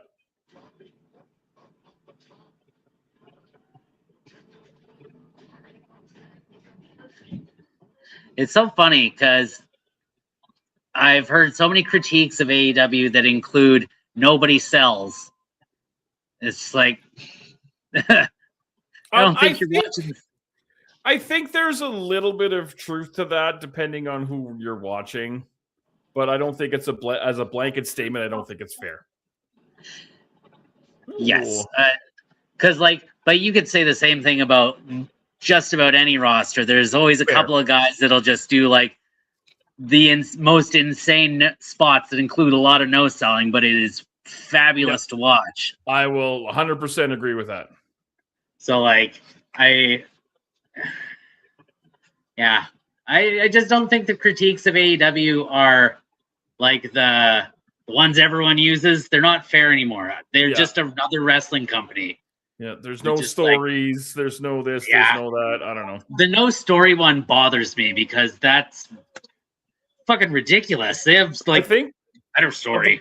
The problem is because I remember this back in the WCW days as well, because I'm an old man. But just I think Canada has been so ingrained as a WWF area that any other wrestling was always seen as inferior. People hated WCW because it wasn't WWF, which is what has always been here and what they grew up with. And I think that that's what people think about AEW as well. I don't have that problem because I like wrestling. I'm not a WWF fan. I am a wrestling fan, and I will watch just about anything. Sometimes watching shitty wrestling can be a lot of fun. But that's partially what I think it is. It's just bias because of the way WWF's always been a big part of Canada. Yeah. And AEW is not perfect. Don't get me wrong. I pick things apart and whatever, but on the whole, I never walk out of a pay-per-view or a TV show not enjoying what I've seen. Yeah. Like, it's been a long time since they've had anything close to what a rational fan would call a bad show. Yeah, because they went through a dry spell a few years ago. Yeah. Where they were kind of lost their way a little bit, but I think they're definitely back on track. I had a blast at Dynamite. It was long. It was a long night. But I had a great time. The Dynamite Collision combo is tough. All right, Darby Allin has defeated Kevin Knight. Good God, look at Sting. It's just...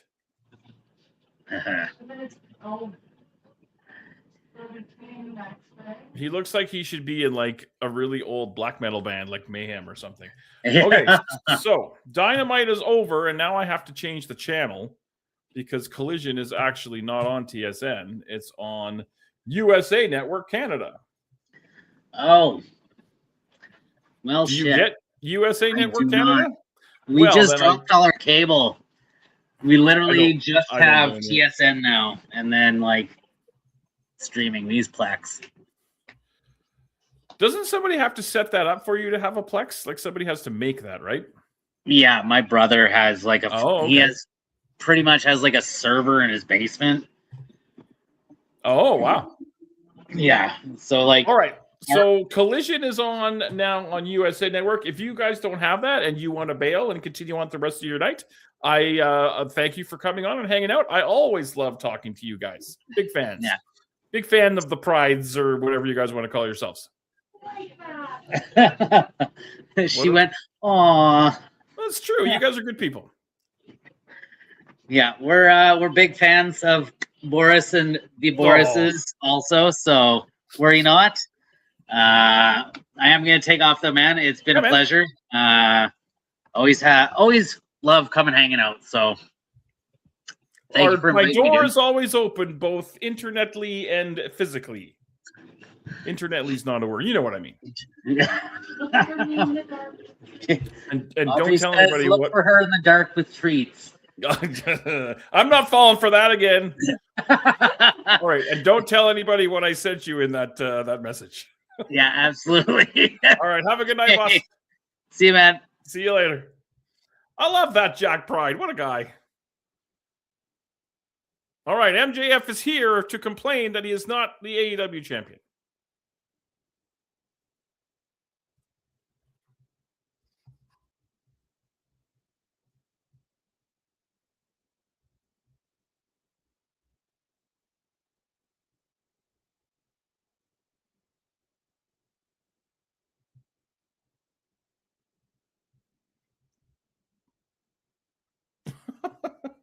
All right, we're entering hour number 3 of this shenanigans. We're going strong.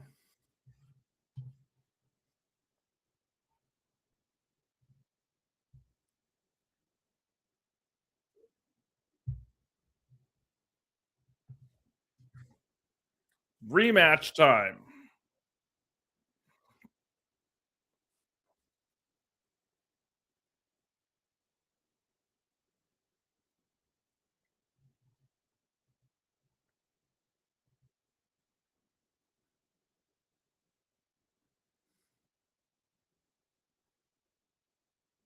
A scarf on the line. Holy crap.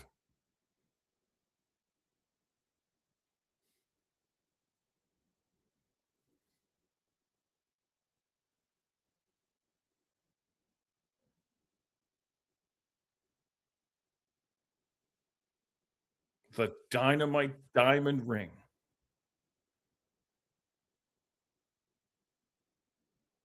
Taz trying to sell. That's big.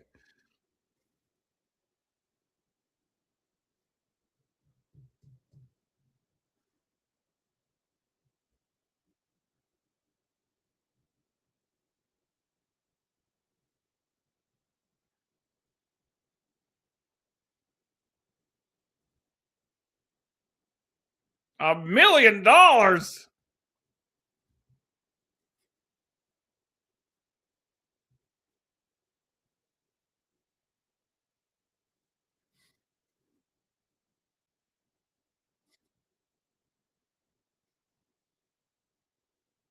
What does he want?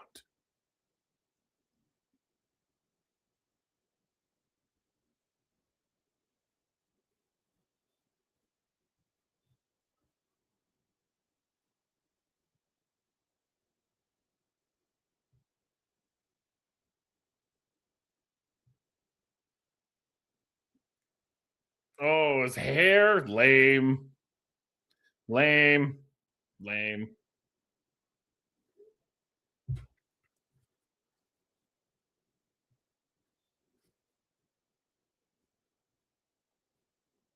That's weak, man.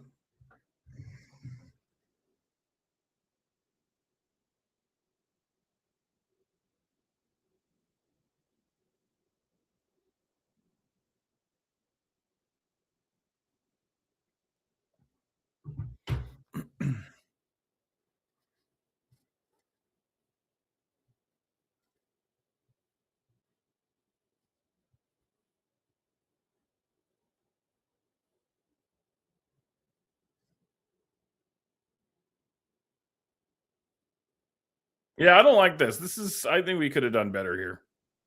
I mean, I understand that MJF is vain and I get all that, but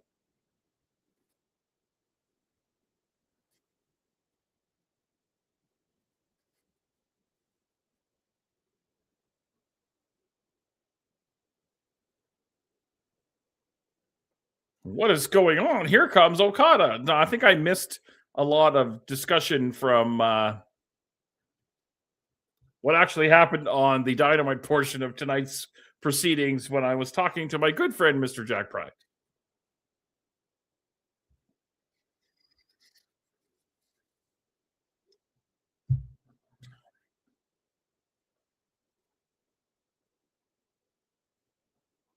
They need to go to commercial because I have to use the little Boris's room.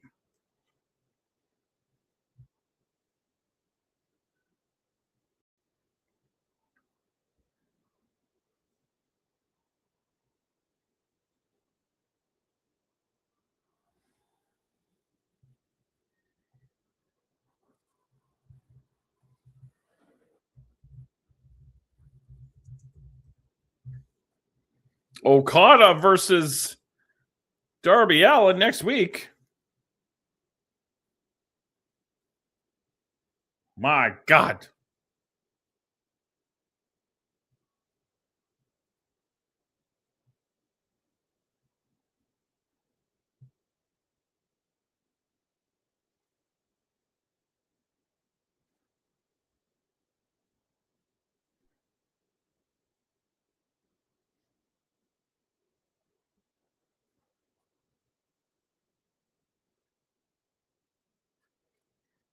We're heading back to remarkable Renee Paquette as we kick off our third. Oh, here's Will Ospreay.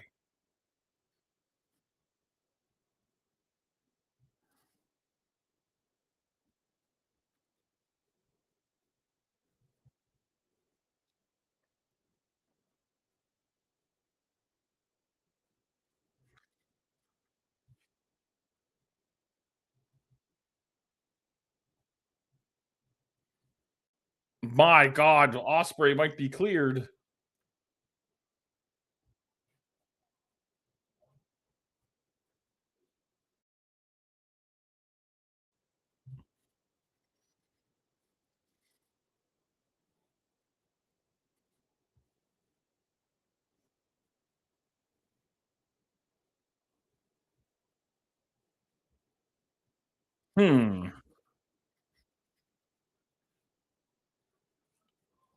Guys, back to you. AR Fox is about to take on Speedball Mike Bailey.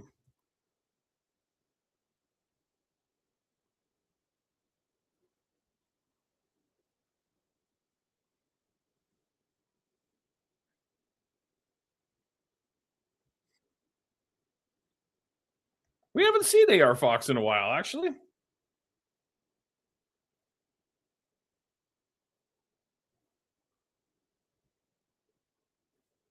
Here comes Speedball Mike Bailey.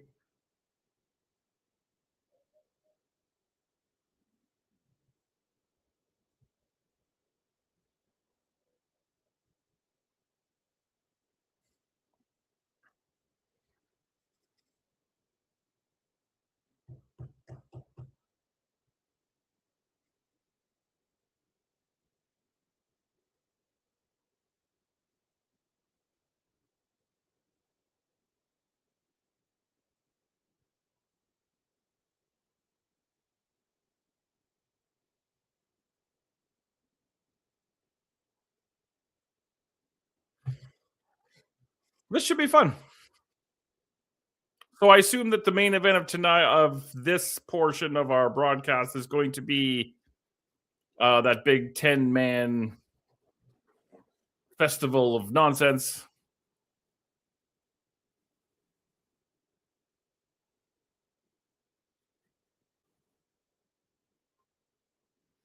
Sportsmanship.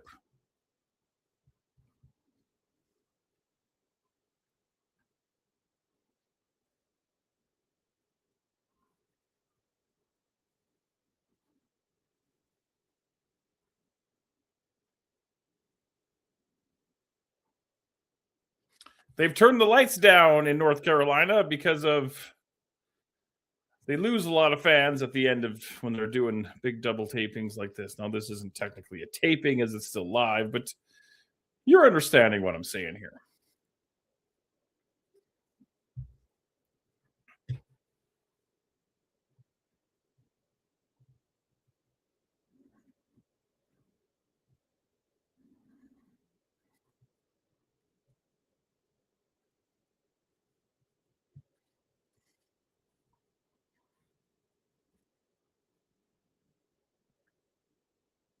I wonder how old AR Fox is. He's been around for a long time.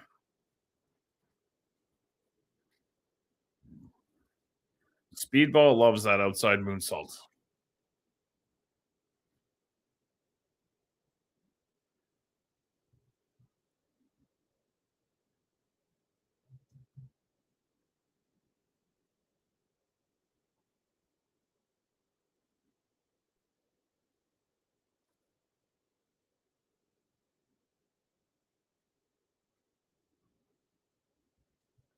Speedball headed up top.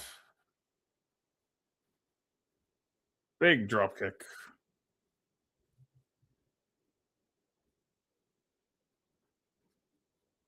All right, they're going to commercial, which is good because I have to use the little Boris's room. So please stick around because we will be back with more of the AEW Collision. Oh, I wonder if I can change the Boristron to the Collision over there. I'll have to take a look. We'll be back.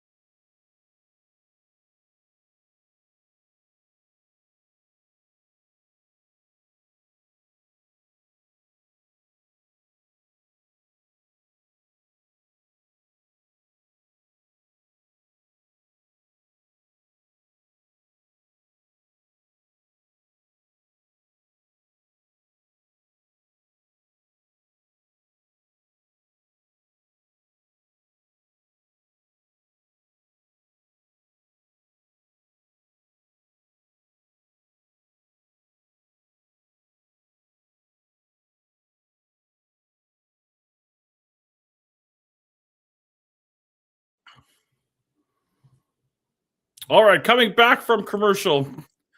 I don't have a Collision logo loop, so I had to go with the classic vintage on-air loop, which sucks, but it's okay. Speedball Mike Bailey, AR Fox.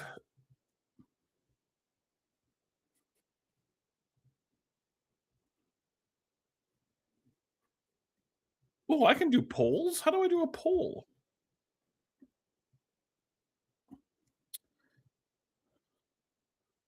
Look at all this stuff.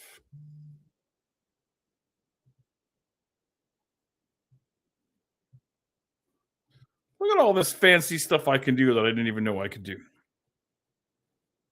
Anyway, let's focus on the task at hand. Oh, AR Fox with the big suplex.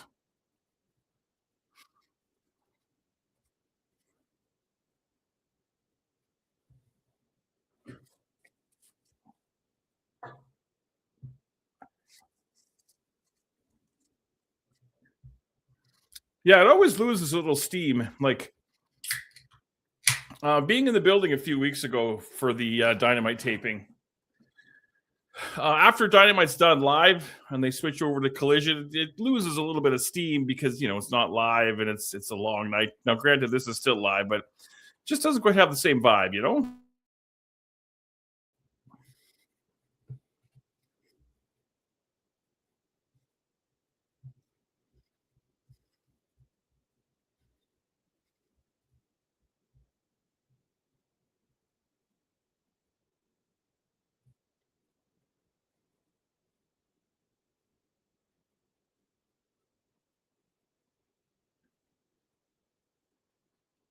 Yeah, Fairway to Hell, that should be interesting. Oh, it's live too. I didn't know that. I have to make sure that I set the old PVR for that.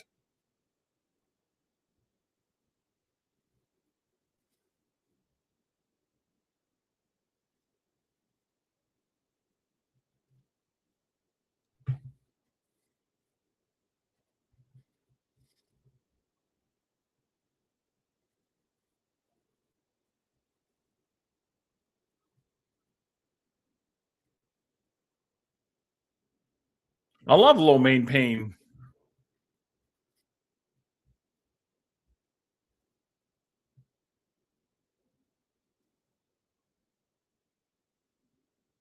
Speedball Mike Bailey with the victory over AR Fox.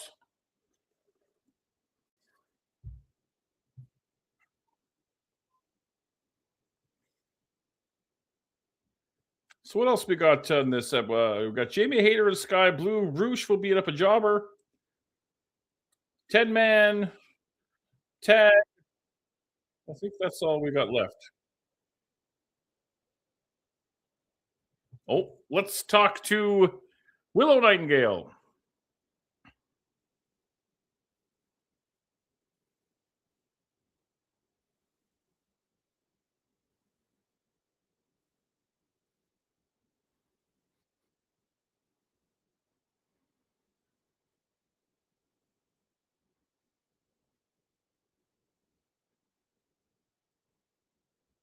Boy, we're loving on old Ted Turner tonight, which isn't unwarranted. It's not out of the realm of, you know, what we should be doing.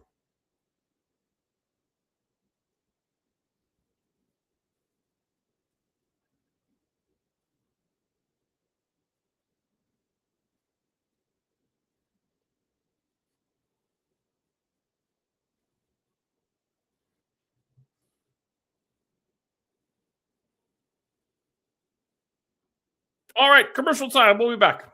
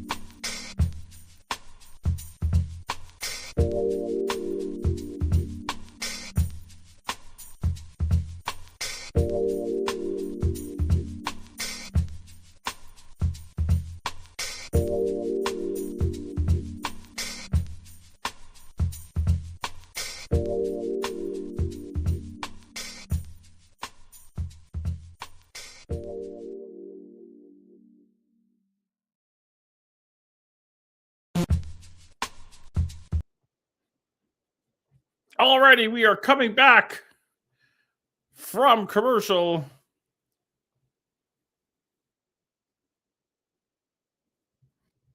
With Pack.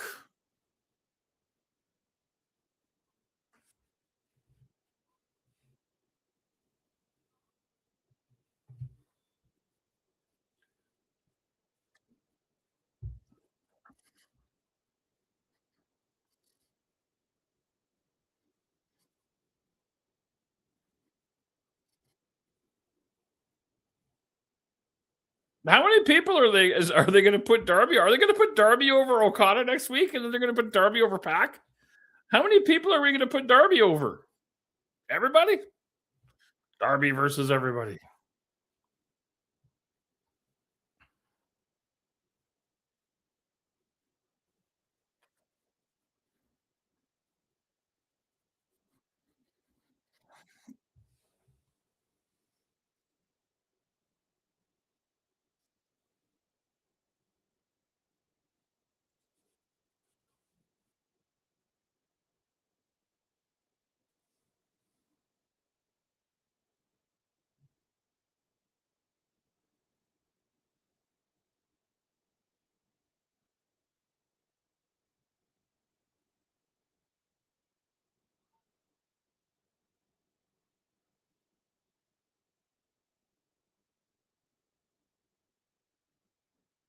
The Bastard Pack.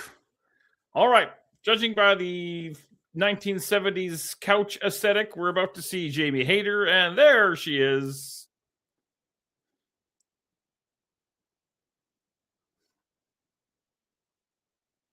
Are the brawling birds not a thing anymore? Are we done? Are the birds done brawling?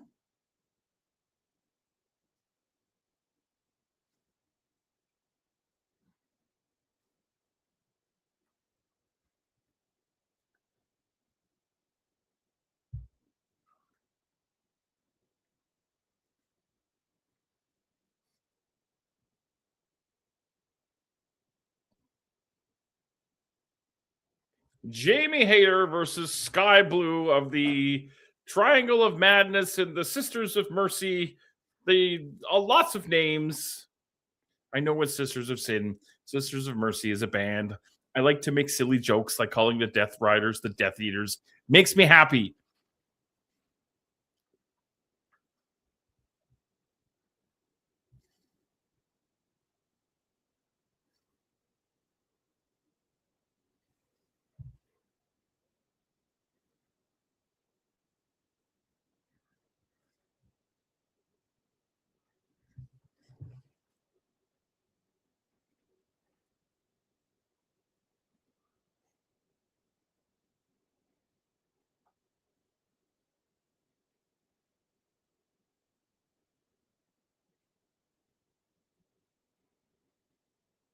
All right, there's the bell.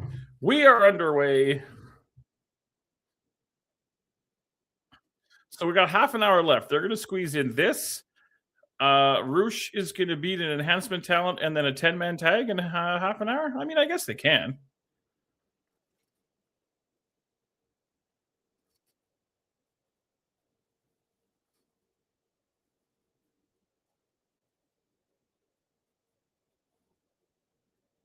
Yes, quite quiet in the North Carolina Dome tonight. Oh, it's going to rain tonight. Let's check the weather because I'm sure you care.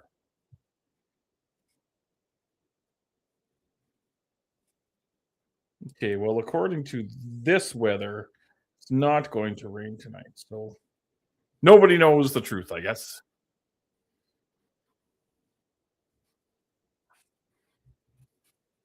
I am a moron.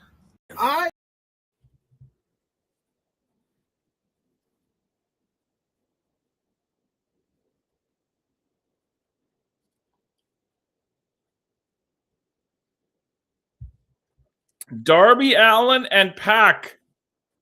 Fairway to Hell on Saturday.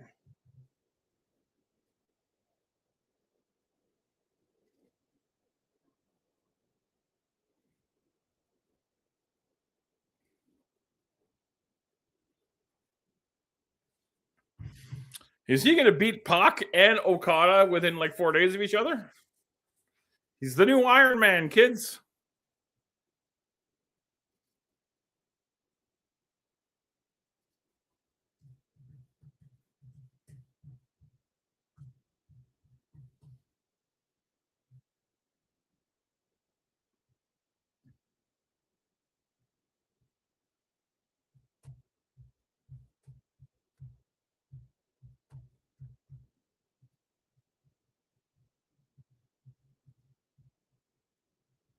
Sky Blue. We're going to another commercial. Yeah, we're really backloaded with the commercials on the collision portion of tonight's proceedings, but that's okay.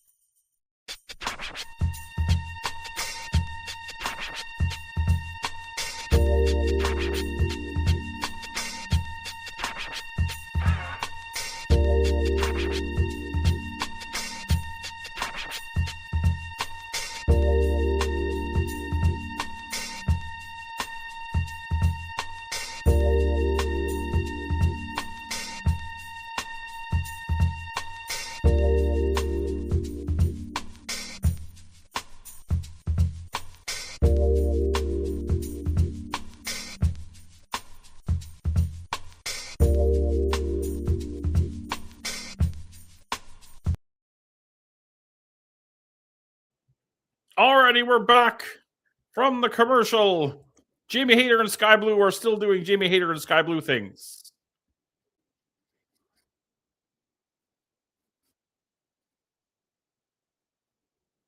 I assume this match is not much longer for this world.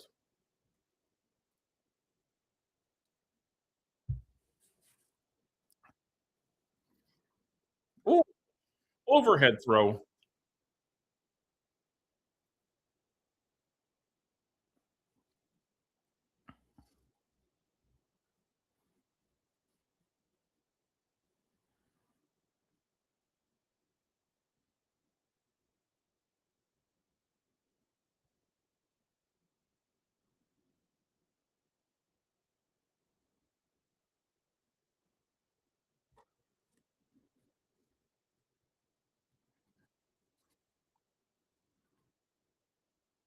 God, awful ripcord. What are we doing here? Come on, you guys.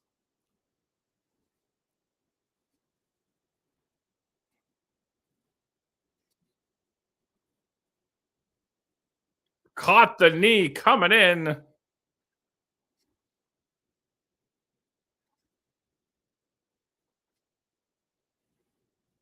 And nobody's going down.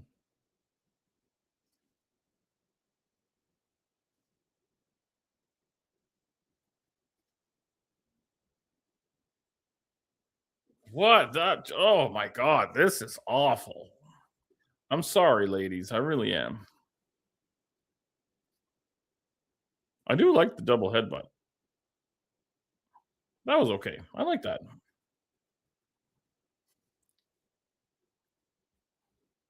Apparently, Persephone is injured now.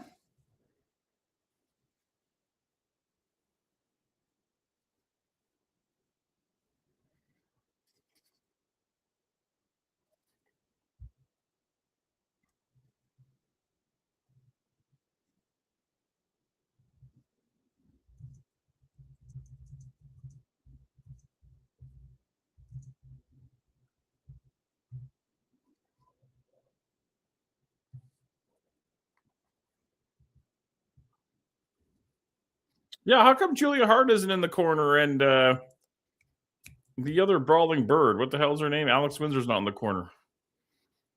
Unless they are not in attendance this evening.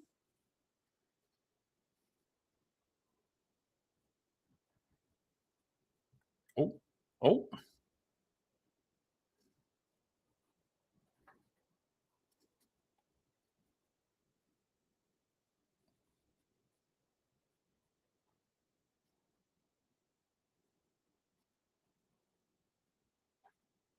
Yeah, we're running like 22 minutes to get all this. They're going to overrun on a 3-hour show. I'm going to be pissed again.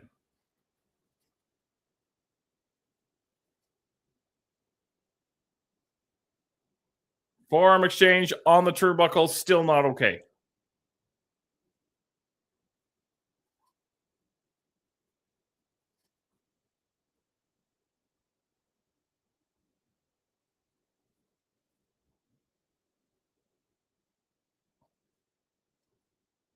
The Haterade from the middle rope. Jamie Hayter is your winner.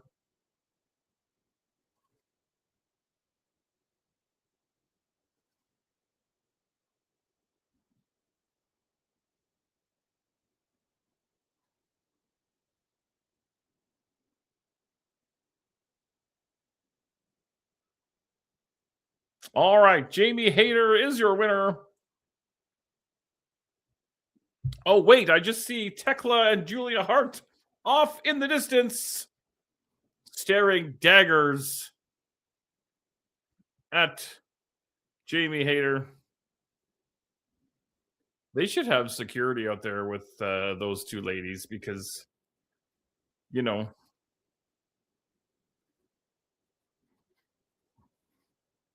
wrestling fans. No, okay, I shouldn't say wrestling fans. Some wrestling fans make bad choices.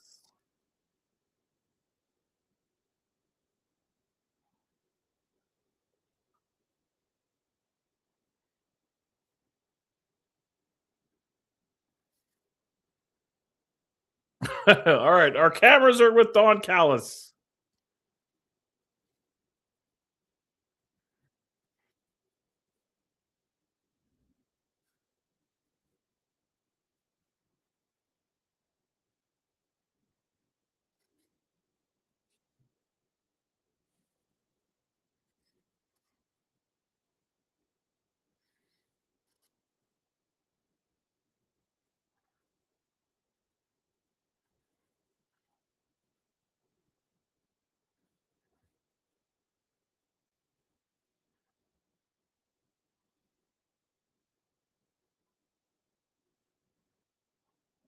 Uh-oh.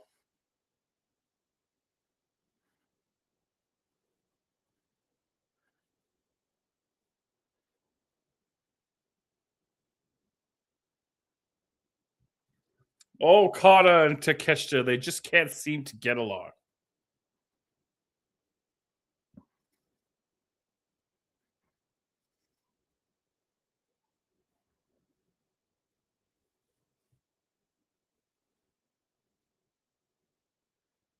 Uh-oh. Uh-oh.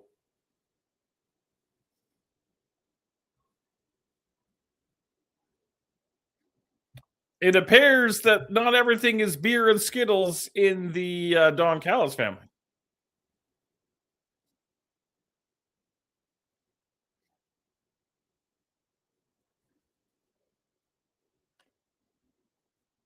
All right. Rush's opponent is already in the ring, so something tells me we'll be here for a good time, but not a long time.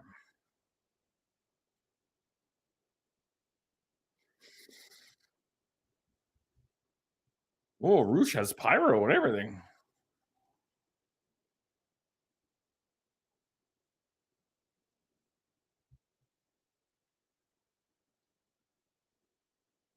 Who is Rush's opponent? Manny Lowe.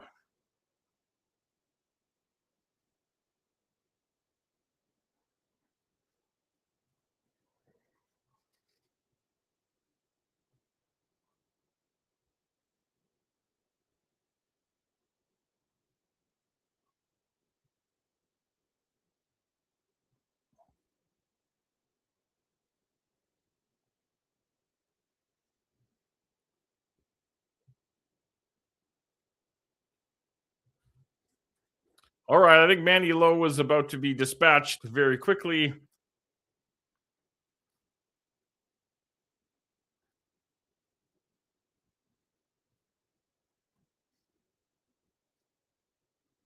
You mess with the bull. He's out pretty far. You get the horns.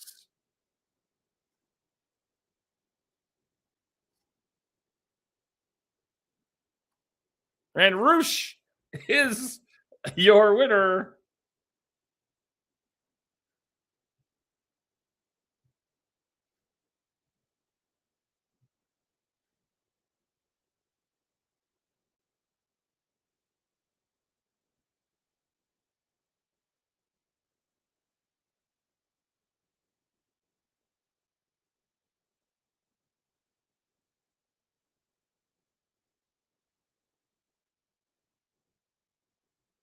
Roosh is going to speak.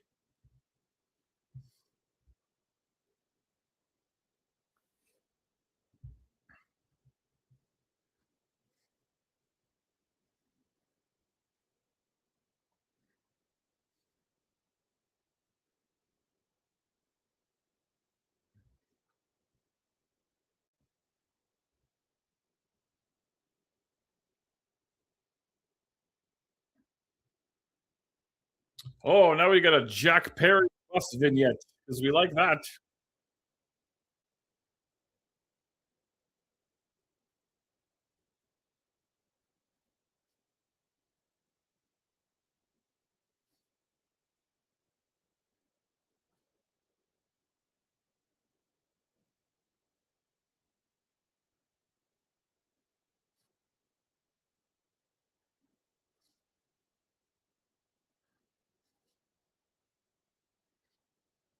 Jack Perry stops the bus to climb up some rocks in the desert because, you know.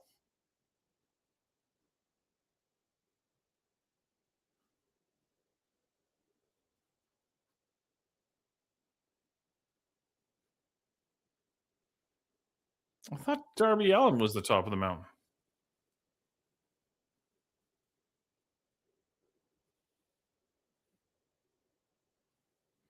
The Jack Perry National Tour continues.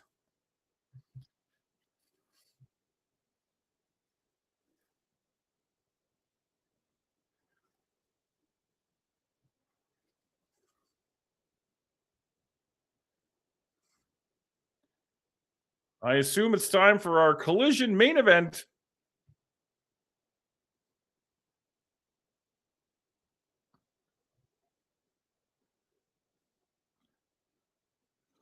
Wheeler Yuta, the great Yuta, if you will. Claudio Castagnoli and Daniel Garcia will team with the Dogs I feel like they got at least one more commercial in them, maybe two.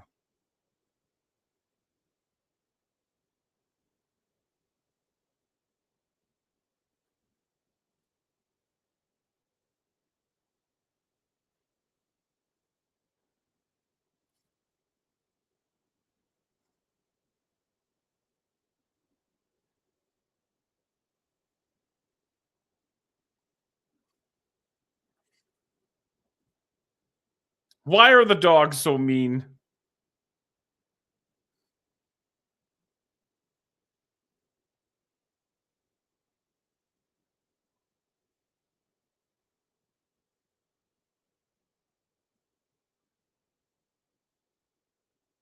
All right, there are your heel 5, if you will.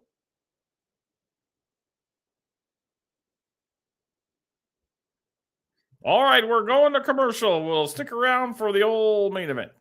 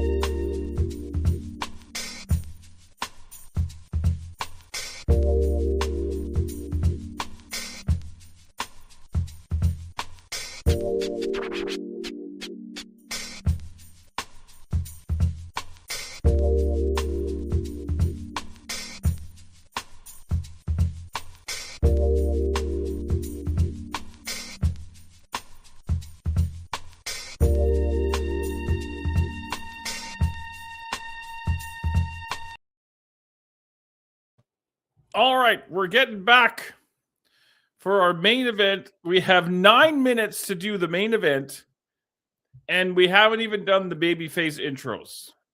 I'm telling you right now, at the top of the hour, whether this match is over or not, I'm out of here because I need to eat something and I need to go to bed. Oh, look, all the guns are together again. Isn't that nice?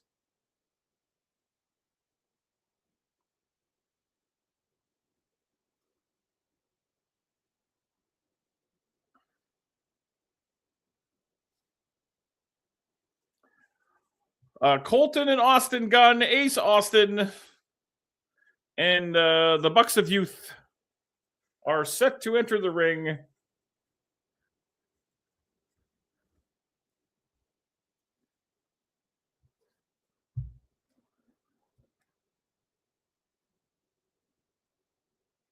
Yeah, this has been a long night. And don't get me wrong, I'm down for long nights, but I'm an old man.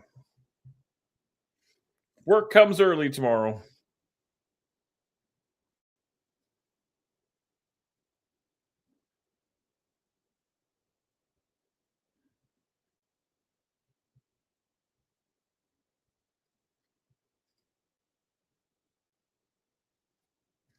All right, and we are underway.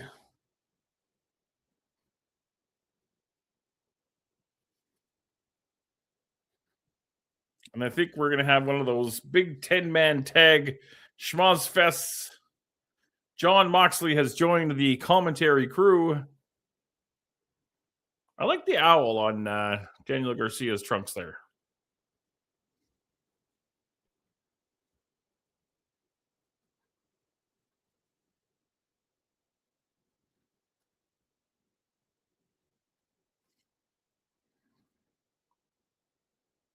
All right, I am going to do the rest, Cinema Sins, right? Everybody knows Cinema Sins. This giant suplex spot, I'm sinning it. I don't know if you can hear that. I'm going to ding it again louder. Wrestling Sins. The lineup vertical suplex spot, sure, it's fun, but it's dumb.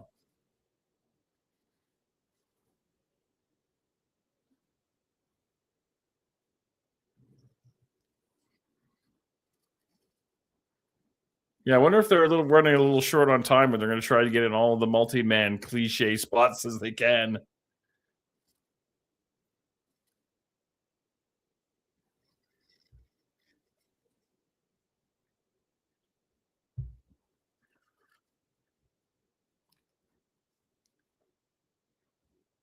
Look at the power of Claudio Castagnoli.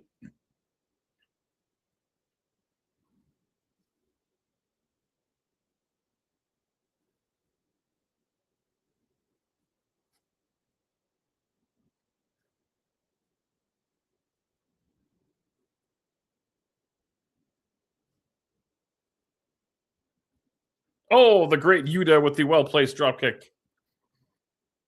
I'm a big Ace Austin guy. I like Ace Austin.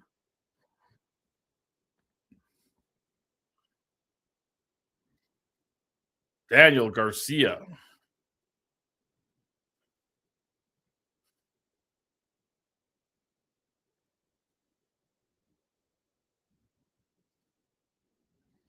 Clark Connors with the spear.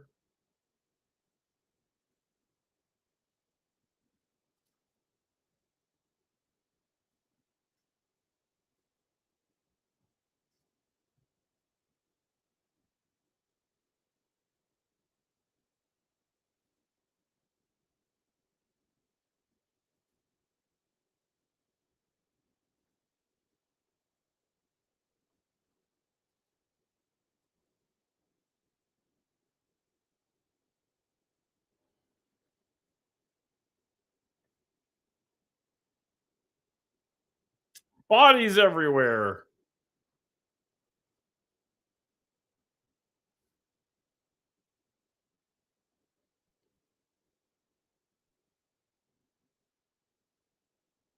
Oh, they're going to take another goddamn commercial. Are you kidding me right now? All right, we're taking another goddamn commercial.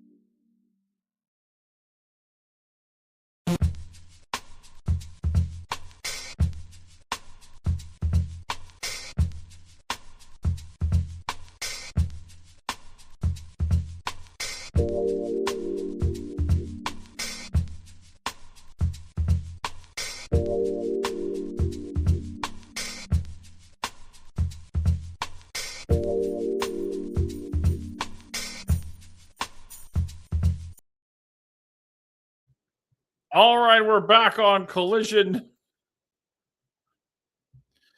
And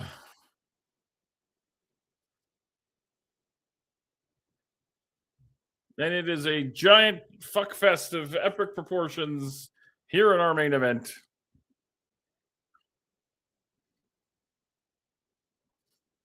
Yeah, every multi-man cliche spot we could possibly do, we're cramming into this bad boy. And it's not necessarily a bad thing. I mean, maybe I'm just being a curmudgeon. And now Claudio's going swinging.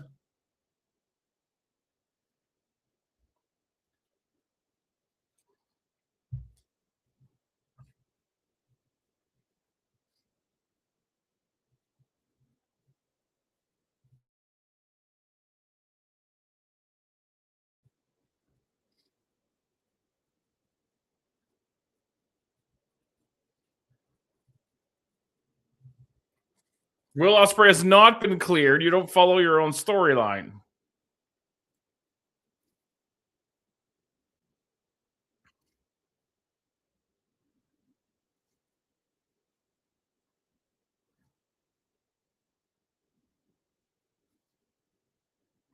I said I was leaving at the top of the hour, but I lied. I'm going to stick around for a couple more minutes here. Maybe we can get to the finish of this, but I need to go to bed. I feel bad for you folks who live in the East, because it's 11 o'clock at night for you guys right now, and I don't know how you do it.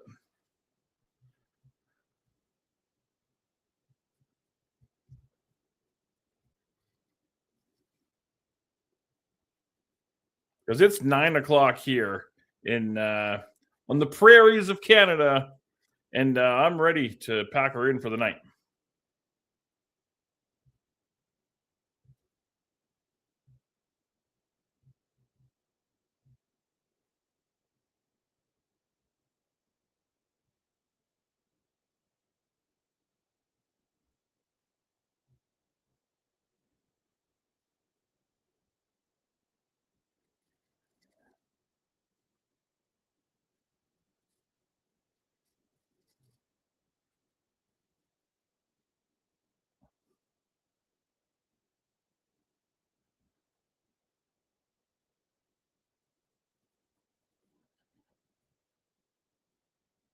Daniel Garcia with the submission maneuver, if you will.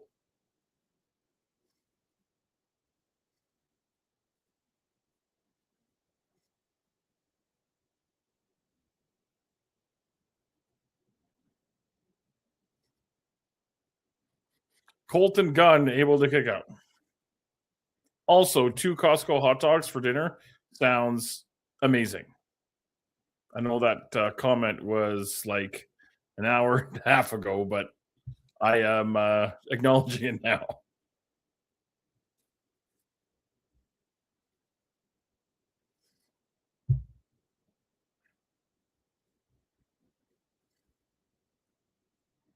Matt Jackson gets the tag.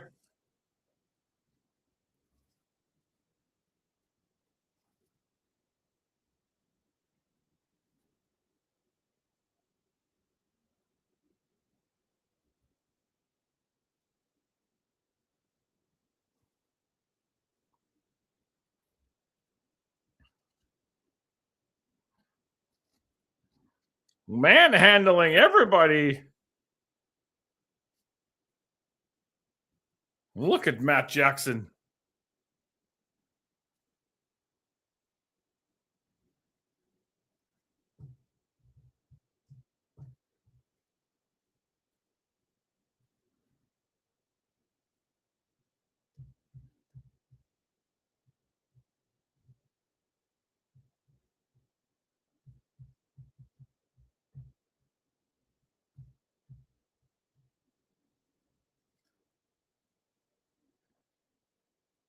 It's a long night it's been, Tony.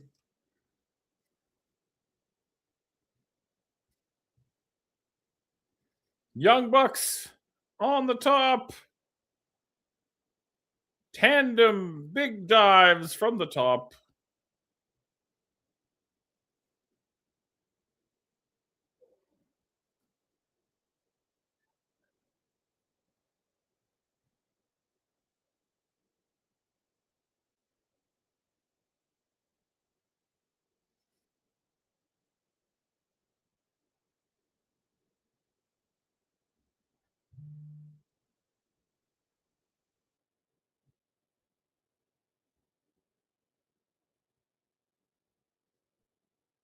BTE trigger.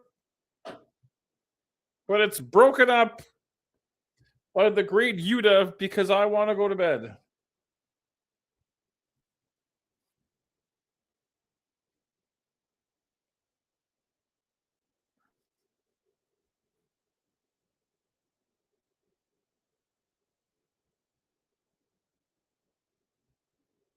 Who's strong now, bitch?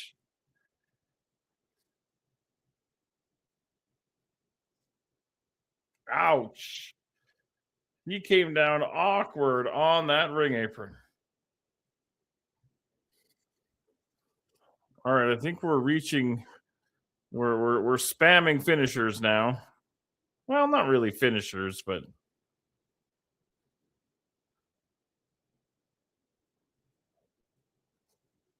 we're spamming double downs now.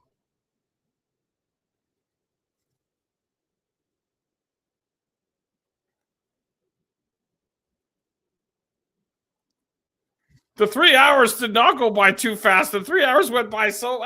You know what? I shouldn't say that. I just it's a weeknight and it's a late night for me, and I'm an old man and I need to eat and sleep.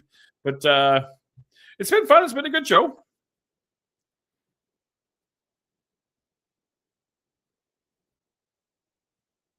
I just feel like we don't need an overrun on a 3-hour show.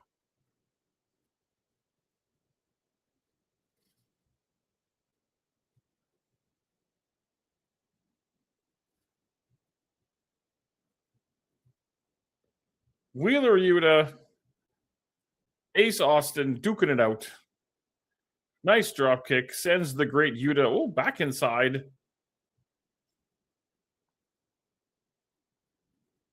A trio of super kicks. Oh, and of course, he has to steal my line.